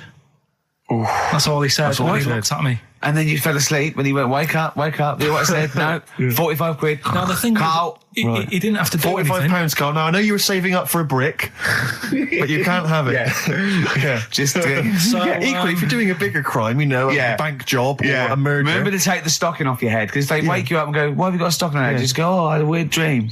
Right. What are they again? Is the tip included? Yeah, go on that one. Right. In Turkey... Nice. It's not, actually. Mm-hmm. That's where I went, and there was them little fellas after Suzanne in the kitchen. What? What do you mean? We went to Turkey. You went to Turkey and there were some little fellas? Well, they had quite a few sort of midgets working in the kitchen. Why? Is it a theme? No, was it a theme holiday? I don't know. Might get them cheaper or something. Was it... So they were working cheaper. They were working in the kitchen, and one of them fancied Suzanne and kept sort of eyeing her up, and she was winding me up, saying, "Oh, not eyeing up and down, just eyeing her up." Anyway, no. So what was she doing in the kitchen? No, it's like a pick what you want to eat type buffet, but you have people clearing the tables and that ready for you to come along. Are they low tables? And he was just keeping an eye on her. What did he say though? Was he Turkish, so I don't know what he was saying. But he was little fella, yeah. Did he talk What do you to mean her? a little fella? What do you mean little fella? Sort of dwarf-like. What do you mean dwarf-like? He had magic powers or he was 4 foot? No, What do you mean, A Carl? little bloke, just like a normal bloke, but small. If you stood him in the desert, you wouldn't know. But he'd be hot and nothing says, around right, Carl. You should watch out for the monkeys. Yeah, underground. There's underground monkeys Look, are dangerous. you can't just say there was a little midget fella who was eyeing up my girlfriend and then leave it. What do you mean? What was happening? This is a story to us. This is much more interesting to us than, and she was deaf, right, and she hit her head. That's much more I don't interesting. understand how it manifested itself. Did he come over and say something? No, do you know when it's like girls know, don't they? When someone fancies them.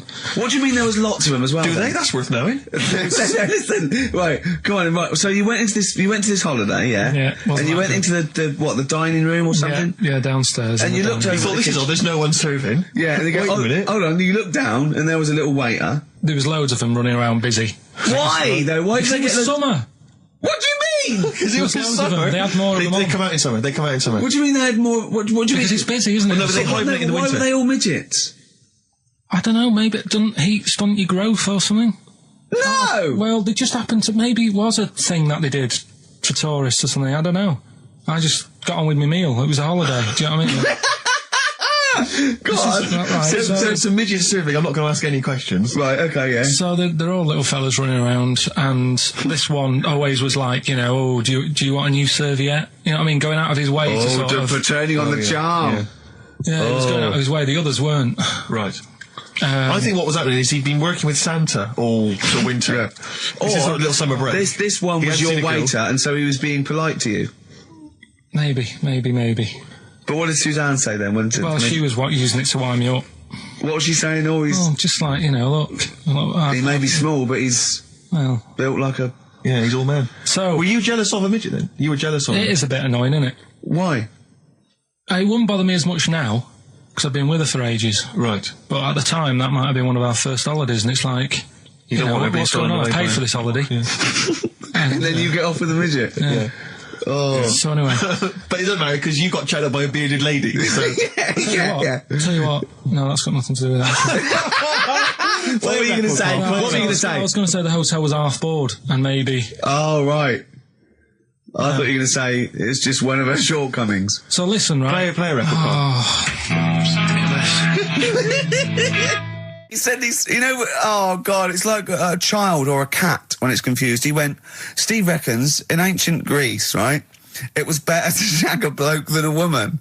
And I went, well, yeah. I mean, that's about the male being sort of a first-class citizen. Yeah. Much better, wasn't it? An aspiration the to point sleep with a was, Carl, beautiful man than a beautiful woman. Women were lower class citizens, Yeah. so therefore men were seen as higher class. So to have sexual relations with a man there was no shame in that. No. In fact, it was looked upon. And I as a said, good well, so, you know, ancient Rome. I said, you know, Nero, he sit in his big jacuzzi and he used to get, you know, pretty boy men to just go into the water and just nibble at his testicles while he was having a watch. do that.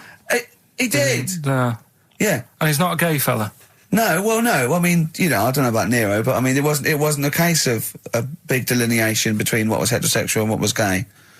It was just, you know, whatever you... So what did this fella do then? This one who's having his...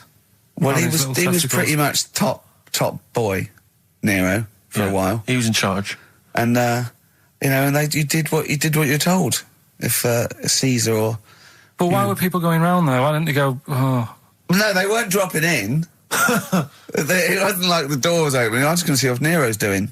You'd have probably been like a delivery boy or a stable boy or something, you know, and you'd have popped round there and you'd have gone, there, right, Nero, there's the tablets of stone you wanted. And you go, Pilkington, why are you out here? Pop under... I don't know why he's French. What is that? I don't know why he's French. Just pop under the water and nibble at my testicles and you'd have done it. Because he was Nero. I wouldn't. You would have. There's no way I would have done. Yeah, well, you would What have. have I done? I've dropped a pizza off. Yeah, you why put am I around to there? Nero's place with the pizza. Right. Right, I'd say I've done my job. Right? Yeah. That's not the sort of tip I wanted.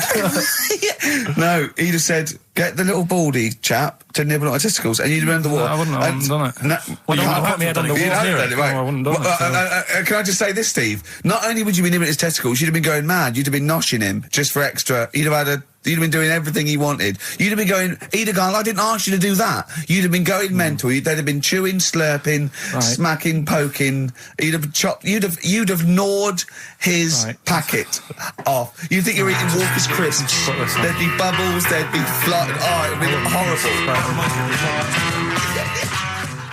All right, this is Karl, the producer of Ricky Gervais and Stephen Merchant on XFM 104.9. We're playing out some of the best bits. Hope you're enjoying it. Here's another one. Last week when I did Do We Need 'Em, do you know when I called up one of the museums, in a science museum? Yeah, are you talking to me? Yeah, I'm just saying, I wanted to tell you before when the song was on, but you're so busy listening to it. Yeah, was I so busy listening to a song I was playing? Yeah, but we're doing a radio show, aren't we? All right, what's your point? Well, I just wanted to say she emailed in to say I got her name wrong, so I'm just apologising for that. What did you call her? I think I called her Jessica. What was her name? I don't know, I've got it on email somewhere. What? This is not an apology! No, I'm You've just got saying... it wrong again! You've not even said her real name! How is that an apology? Well, I remember, I read the email, so, yeah, I But who are you apologising to? I think her name's Jackie, I think. Oh, you've got it wrong again, haven't you? Well, anyway, and she just said if you want to see dinosaurs and that, go to the museum. You were complaining about that as well, weren't you? You went to a museum and there was too many dinosaurs. He said you just need 4. No, well, Steve, have you been to the one in Knightsbridge? I think this so. one that I called up, right? It's nice. You go in, you get a good collection of stuff. You walk in, there's 3 or 4 dinosaurs. You've had enough, right? I went into New York, right? I went to the museum there, hundreds of them. You can't move for dinosaurs. Yeah. It's almost like they're responsible for them being extinct. There's loads of them. So all I'm saying is, if you want to see a dinosaur, go to the one near Knightsbridge. They've got a nice selection, some old vases and stuff. It's worth going. So... some people emailed in the songs with stories in it. One of them was Babushka, and he went, what's that? And I went, asked Katie Bush, what is it? I said, it's about a woman who dresses up as another woman and seduces her husband. He went, they wouldn't work. Just dismissed it like that. Why do you think it would work? Because you'd know. I mean, say like, right, Suzanne, right, who I go out with, right? She can see me from, say, if I'm coming down the high street. Yeah. She knows it's me by the way I walk. Right. So just the fact that this woman went and put a wig on, there is no... You haven't even heard the song! I know, but you're saying that she put a disguise on and he's like, oh, I fancy her, and he takes her out, and he doesn't know it's his missus. You're not buying it. I mean, I'm controlling this. Whereas the flea with your brain going to Glasgow, perfect sense. Yeah, Babushka, rubbish. Carl, can we have the tomato story after the next tune? Yeah. Bit of Coldplay. Yeah, love it. Yeah. I was watching. Did you watch The Mammals in the week? No, David Attenborough. No. I was thinking actually, right, all this MTV stuff. If there's one reason why I'd like to do it, is I was watching Attenborough, the Mammals programme. I reckon I could do something like that. Right. And just have like me instead of Attenborough, like a young sort of fresh person. Yeah. Watching like certain animals and saying, "Do we need these?" Do you know what I mean?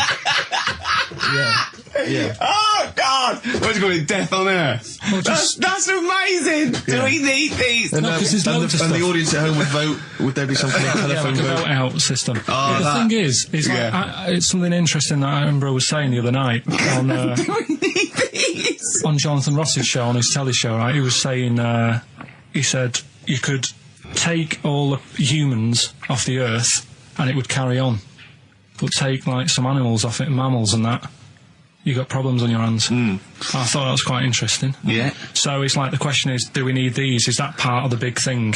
Right. Like jellyfish. Yeah. We've talked about jellyfish. Yeah. Yeah. So which mammals in particular were You you talked about watching our that you Zoe Ball thought? show, haven't you? Hey? Which mammals were you thinking we don't need when you watched the show the other night? Any in particular that you thought they don't need them? They're not of interest. Well, I like whales, but I don't know what they do. And they're taking up quite a lot of room. Sure. But stuff like, Yeah. but like jellyfish, I looked into because Yeah, I well, was I know talking you about did them, that, and they were saying they've got no eyes, no heart. There's something like 97% water. Yeah. They're blind, and they do about 33 miles a day. Right. So it's like, do we need them? Could we clear them out? Yeah. What, the big net? That would be the programme. What? Right, we'll get rid of them. Next week we'll be looking at rhinos. I think it's genius. Honestly, I think it's genius. And like going along, sort of like picking up sea anemones and going and just lobbing them into the sea. Well, what do you think about MTV doing that? And then I just, in between the bits, Play music video? I play music related to fish, so I could play like Fish. Yeah. That Rock Guy. Or The Animals. Rock Lobster. Yeah. Or, what else could I get in Run there? and Run. What other songs have got animals in them? The Monkeys? Could play the Monkeys. Yeah, there's about 1 million, so let's not start this. No, but, do you know what I mean? So do we need this? So MTV flies you around the world to the most incredible exotic locations. You sort of climb up a tree or whatever next to, I don't know what lives up a tree, some kind of rare parrot. You say, look at that, it's colourful, it's interesting. Oh, you like sloths, don't you? No, they just live up trees, but I'd say, do we need them? Why? Well, what do they do? What do you mean? What do they do? What do you want from an animal? Carpentry. What do you want? I don't like scorpions, right? Right. But then I found out they look after those monkey things. They're not monkeys, they're lizards. Well, all right, yeah, then lizards. They look after the lizards. So there's a reason. But do you need the lizard? Would be your next question. Because the local people made shoes out of them. But not when the scorpion protected them, they didn't. All right, we don't need them then. Okay.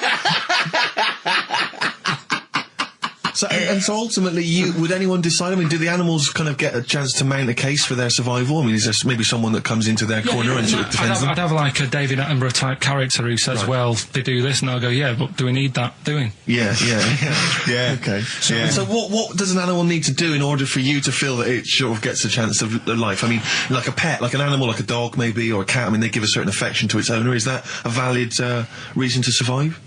Not particularly for you. Not really. No, okay. I mean, saying that, though, blind people use dogs, so they are useful. So dogs are useful. Farmers use they dogs. often save people, don't they, in snowy weather? Cats. I'd have to think about it. Okay. Keep the mice down. Yeah, but you got rent-a-kill. Okay. So what I'm saying is something that will affect the world. Right. I think you'll find everything does. Except Carl. I'm not sure what effect he's having on the world. I'll tell you what, though, Steve. Right? Did you watch the mammals? I did see the mammals. They had bison on it. Right. The weirdest looking things you've ever seen. Yeah. They've really you're on dangerous ground here, Carl. They've really got it's like, decide what you want to look like. It's just a mismatch of stuff. It's got a really big airy head. Yeah. And like you. Sort of bald at the back. Right. Sort of it sounds like someone you went to school with. Was there two of them? Oh, brilliant. That's nearly it, Carl. Right, what's your last room 101? Oh, God. It was, holidays. Holidays. Well, you want to put holidays in room 101? People who are sort of annoying on holiday. Oh, yeah. Do you know when you go away? Oh, yeah. It's sort of touched on this before. Is this going to be the Scouse guy? Yeah. Go on. Oh, it's so long now. I mean, it was a holiday when we went to Tunisia. And the Scouser pissed you off. Surprise, surprise. Yeah. Yeah. But the annoying thing was, when you go on it was a cheap holiday, and like the lesson here is, if you want a good holiday, you got to like spend some money. Yeah. And we didn't on this one. We spent about, I don't know, 400 quid for two of us for like a month or something ridiculous.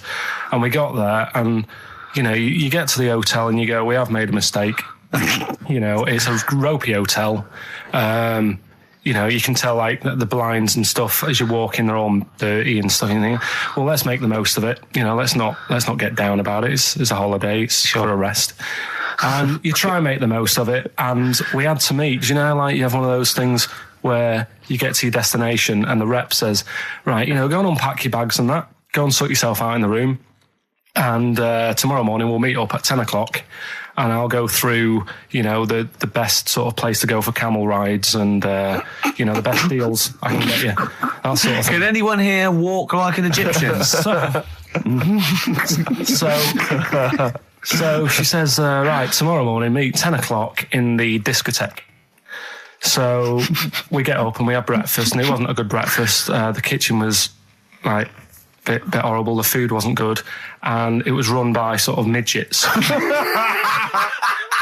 What do you mean it was run? Not there's anything wrong with that. There was little fellas running around, and the annoying thing was one of them sort of started to fancy my girlfriend. How did he manifest his affection for No, you're not saying there's anything wrong with midgets, though, are you? Just saying it was strange that there was. Yeah, but even midgets shouldn't be cutting in on Karl Pilkington's No, I know, no. But it's also that thing of, they've got little fingers, and it's sort of. I'm so sorry. No, I'm not.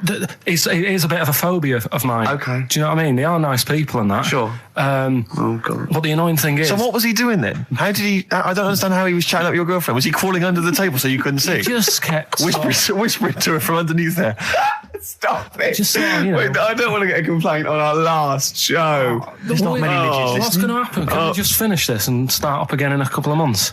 Oh, yeah. So if you want to know more about the midget theme restaurant, then we'll talk you in 3 months. Yeah. It's just. It's just. No, that's fair enough, actually. Oh, You're yeah, absolutely no, right, sorry Karl. about That's your this. producer's Listen, head on. we'll see you in about a really, it's been a pleasure, truly, and thank you for everyone that wrote I've got you letters. Have you really? I've got you both a present, right? Oh. I got Ricky, do you know, like we've done fables and Yeah. stuff? Right? Yeah. This is like Mr. Ben.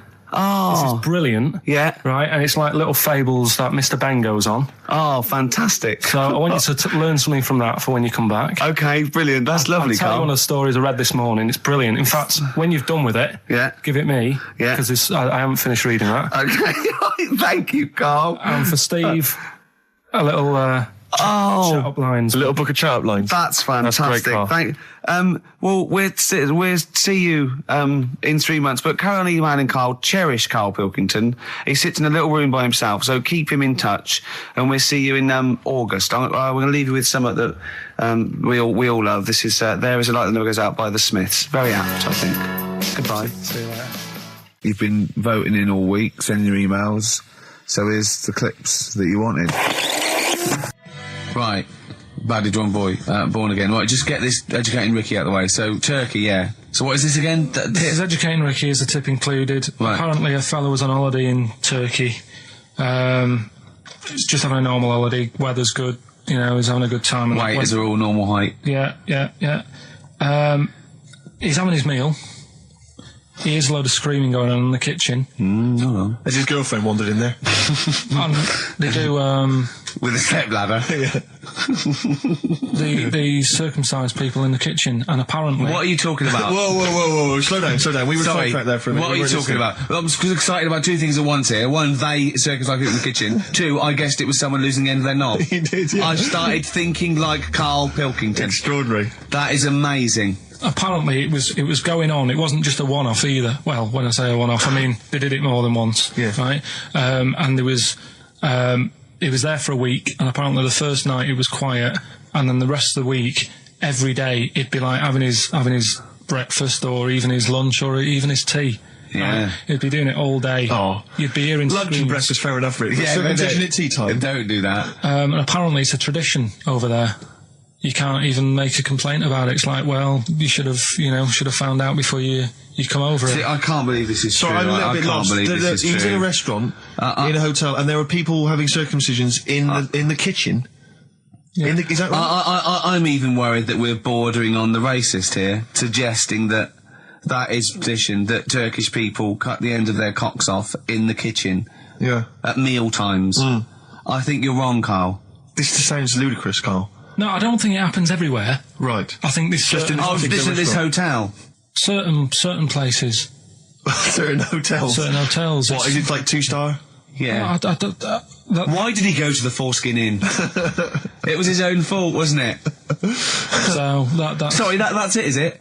Have they closed? Sorry, no, wait. That's the story. You educated me, right? Once a fella saw some Turkish people cutting the tip of their knob off in the kitchen. Thanks very much. Thanks very much, Karl. Got any more? Well, there's things you can learn from it. Either don't go to Turkey. No. Don't have calamari when you're over there.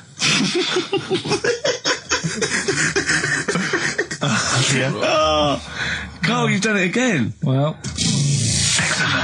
So we get onto conversations. He's talking about. He's asking me stuff about evolution. Tell me that. Why did the giraffe? What's that rubbish about the giraffe getting a long neck? I said, well, it didn't try and get a long neck. It was selected because, Anyway, I went into evolution for him, and he said, but why would evolution do that? I went, well, you think that evolution didn't do anything? There's not this consciousness, there's not this will that a giraffe has to stretch its neck to reach the leaves. One had a long enough neck to survive and pass it. He was going, yeah, but why did evolution? This isn't. But by the way, this isn't the most stupid thing. This is warming up. This is about 8:45. Right? He said, why didn't evolution make a giraffe good at carpentry so it could build a ladder? Right.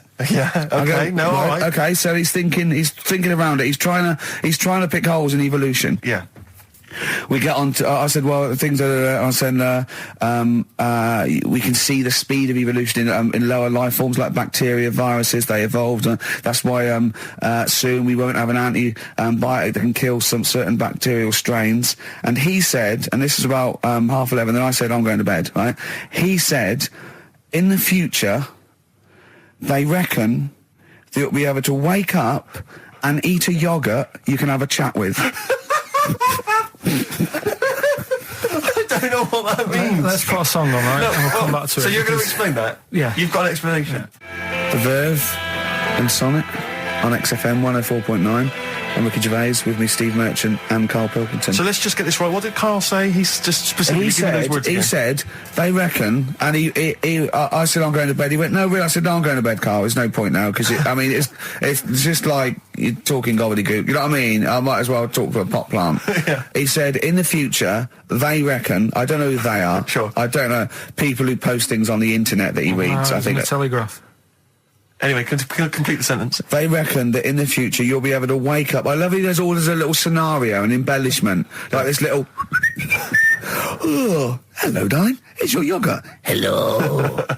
You'll be able to wake up and eat a yogurt you can have a chat with. All right. Well, thanks for that, Rick. I'm looking at you. I'm going to throw that over to Karl now. Right. It's when I was away on holiday, right? I don't normally buy the Telegraph because it's too big and that, innit?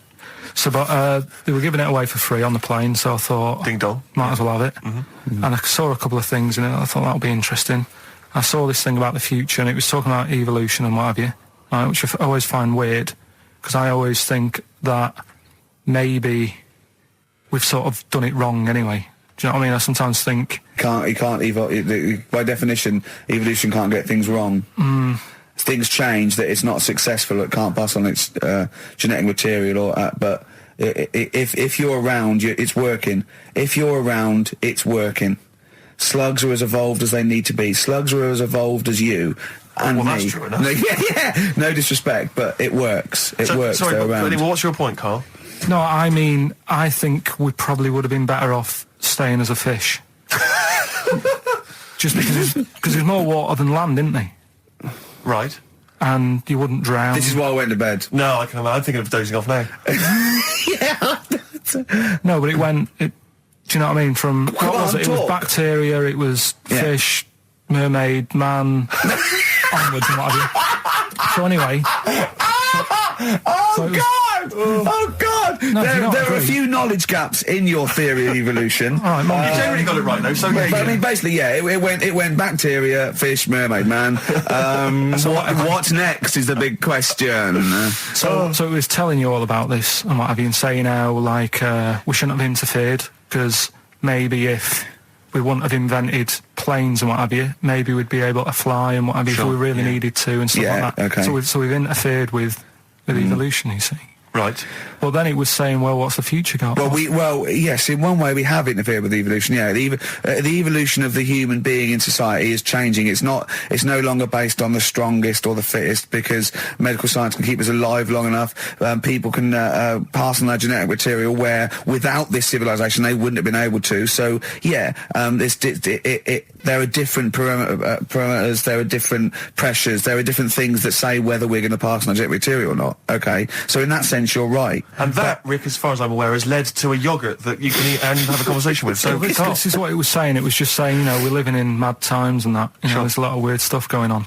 One of which is... And the fellow was just saying, with computers and stuff like that, the way it is, we'll be able to wake up.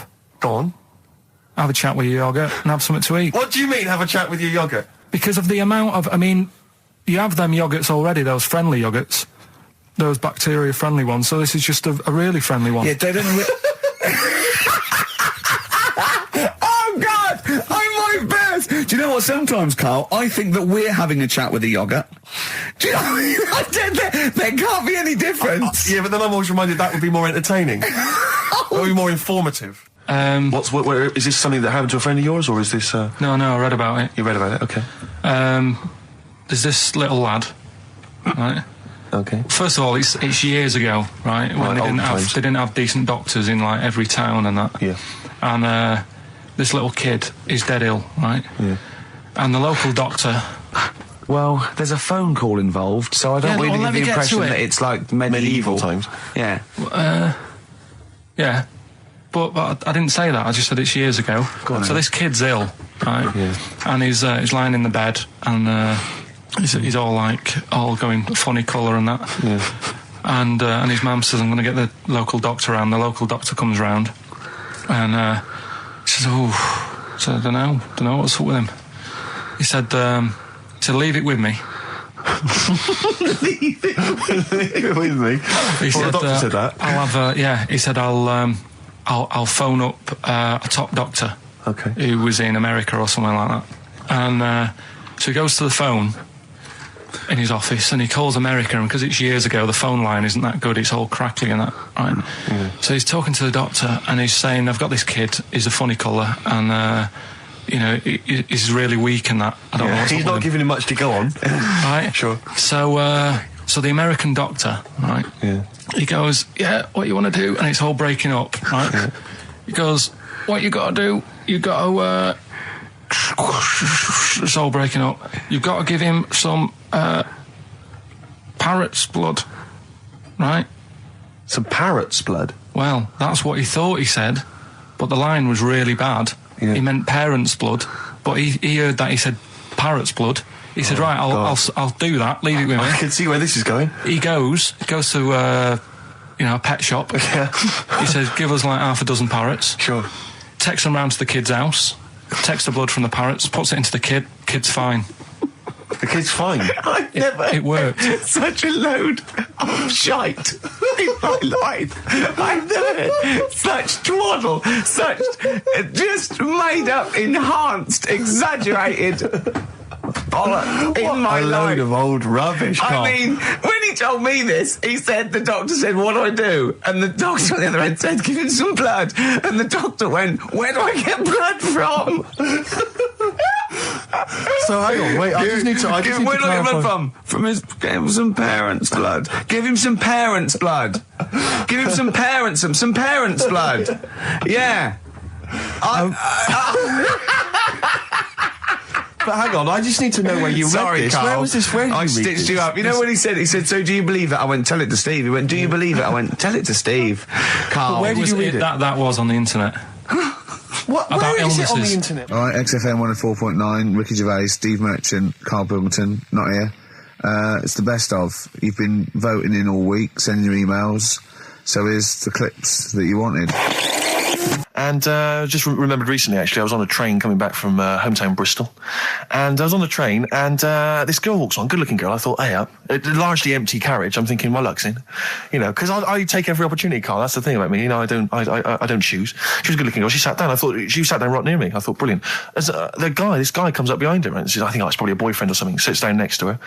And I listened in on the conversation, obviously, because I'm pretending to read. It was very clever. I read the same page for hours, so I was pretending to listen. I was listening, but pretending to read. And I realised that it's not her boyfriend or anything. It's just some guy she's met on the platform.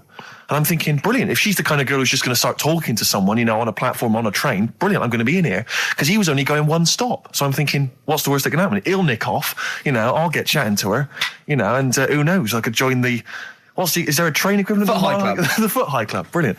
And so I'm excited, I'm listening in. And it turns out that they're both kind of graduates who just finished university, or they're coming to their finals or something. And they're chatting away, and he's making a couple of witticisms, and she's kind of tittering at his jokes. I'm thinking, well, I'll tell you this, if she's laughing at this kind of material, I am going to blow her away, with my kind of anecdotes and wry observations, Yeah. It was weak stuff, I got to be honest. Really? He was coming out with nothing. He was running on empty, as far as I'm concerned. Yeah. And she was loving it. So I'm thinking, brilliant, I'm going to be right in here. And then they get moving on to higher brow things, and I think she was going to study kind of Marxism or something like that, or communism, something. And she was asking him, as by way of conversation, she was asking him what he knew about Marxism, And he was fumbling for his vague knowledge of it that he had in his life. And I'm just sat there thinking, come on, love, in any given capitalist environment, the proletariat will revolt against their oppression by the bourgeoisie, and after a brief period of socialist rule, emerges as a classist society governed by community cooperation. Well, if that sort of talk wouldn't get a woman hot, I don't know what you'd use then. If Marx and Engels is not going to get a woman sweaty down below, then nothing is. Then my name is You're not just Steve biding your time. Exactly. I'm just going to go in for the kill any minute. Yeah. So anyway, it comes to his stop. Right, he gets up. I'm thinking this is a piece of cake, and he gets off, and off he goes. He walks off, and I'm thinking brilliant. And I thought, I'll wait till the train's pulled away. I'm not going to leap in straight away. No. And he comes back along the carriage, and I'm thinking, hang on a minute. He goes, listen, do you mind if I give you my email address? Oh. Right, and if you want to get in touch, email me. I'm thinking, come on, you loser, get off now. Save your face, please, before it's too much. And she accepts the email address because she obviously doesn't want to hurt his feelings, whatever. I'm thinking, fair enough. She's a good woman. I'm liking her. I'm loving her. I'm thinking that's my kind of girl. So anyway, he gets off. I'm sat there, the train pulls away. I'm thinking, I'll wait a few minutes, I'll just, give it some time. Her phone rings. It's her friend on the phone. And she starts saying, and I was listening in, and she was going, just met a guy on the train. I'm thinking, that's true enough. She goes, he was a good-looking guy. I thought you were having a laugh, love. To be honest. Because I was looking at him, and she said to her friend, he looks a bit like tennis player Boris Becker. I thought, you should be so lucky, frankly, because I saw him. He had awful facial hair, if that's what makes him look like Boris Becker. Terrible little goatee beard. It was laughable. I thought, I don't know. And then she goes to think, and she's like, I met him, we got chatting and stuff, and she was going, it's not often that you meet someone, generally in life, who's, kind of thoughtful and intelligent and funny. I thought to myself, I'm not even going to waste my time with you, love. Frankly, if that's what you thought of him. You just walked away. And I'll be honest with you, I didn't even bother talking to her. No, I didn't even waste my time with her. If she thinks that bloke is not only great looking, but funny and intelligent, and she got on well, and he was polite, and it was a chance meeting, and he thought, and she thought that you were like a freaky looking dork who didn't even have the nerve to speak. If that's what she thinks, then I don't want to know her. I couldn't. You walked away, and good luck to you. And I have my dignity intact. Yes, and she's nothing. And Karl Pilkington with his brand new show, What's the Song? What song am I thinking? No, I mean... You're nervous about this, aren't you, Rick? I am. You're worried. Well, because I've heard some of these clues before. And they're ramblings... Sometimes they're close to ramblings of a fool. Right? And it really is like those, what am I thinking? Yeah. I don't know, though. I actually was genuinely impressed by Born Sleepy. I have to give him the benefit of the doubt. That's one of the better ones. Because that was short, sweet, and it worked. Some of these, you say, they're not going to be quite as pissy. Some of them are like Emily Bronte novels. Now, listen... We're just going to go for it then. You do it, and we'll just get people to call up because I want to see the general public's confusion of trying to work out. Why don't you give us your next clue, and then we'll play a track, and then we'll hopefully have people on the line after the track to try and answer it, and you can recap briefly. So give us your clue now for what song am I thinking of? Right, this one. It's about a woman. And she's just normal, nothing wrong with her, or so she thinks, right? But there's the twist. Is this like the Tales of the Unexpected? And she's got she's got her mates and she's having a normal life, having a good time and that. And then this thing happens, right? And she starts to stink. And she can't have a bath, right? And she really wants to have a bath. She's dead sweaty and stuff. She's going about her daily stuff. She can do everything else normal. She can eat, she can talk, everything. But for some reason... she can't have a bath. Is there a coal mining husband in the bath? Yeah. Is this Born Stinky? She can't have a bath. So a woman can't have a bath? Yeah. Or a shower. She can't. Okay, leave it there, Rick. Don't try and guess. It's not for us to guess. The general public can phone up and ask questions, so I just go for it. I'm not sure they can they? I think so. Otherwise, we don't want just people just phoning up and getting it. I'll tell you what about this? Why don't they can ask one question? Yeah. They can ask one question of Karl, then they have to make a guess. Okay. 08700 800 1234. Have we got someone on the line now? Let's do it. Let's go for one. Let's go for one. This is edgy radio. This is letting Karl stuff. Live. Go on. Hello, XFM. Hello, I'm ringing about what's the song? Absolutely. What do you think? Well, I'm going for Dirty Diana. Dirty Diana. See, that works. That's a great guess. It does. Yeah, but it doesn't work because why can't she have a bath? Okay, so the answer is in there. I was going to ask you. Well, that's your one question. That'd be the answer. That would be the answer, I'm afraid. What was your name? Shelley. Shelley, thanks very much. Shelley, I should tell you that, you know, that you should never take this personally because no one can really get into the mind of Karl. So don't, you know, beat yourself up about this. I don't expect anyone to get these clues. No. So well done. That is a fine guess. Thank you. Thank you. Okay. Anyone else there? Let's hello XFM. Who's that on the line? It's Chris. Hello, Chris. A question for Karl? Before you give us your guess? I haven't thought of a really good question or anything yet. You just want to go for the guess? No, what I thought was, I'm sure Simon Mayo used to do this when he did the breakfast show on Radio 1 years ago. No, he didn't. So you've just pinched this idea, Karl? If you're going to rip someone off, Karl, do not rip off Simon Mayo. I haven't ripped this off. I thought this was a new idea. I was going to do it with sound effects instead, but that's... he used to do that, and he used to get his team to play other characters. You idiot. Well, no, hang on. Not you, Chris. I'm saying you idiot to Karl. Yeah, but nothing's new anyway, is it? So I'm not getting annoyed about it. True. What do you think the answer is? Is it Cornflake Girl by Tori Amos? Good answer. She couldn't have a bath because she'd go all floppy and then go down the plug hole. Good answer. She'd go all soggy. Yeah. So is it Cornflake Girl? No, it's not, but that's a great answer. It could have been. All right. Okay. You're already seeing the error of this, aren't you? I think this is great radio. I'm really hooked on this. I'm genuinely excited. This is really like that.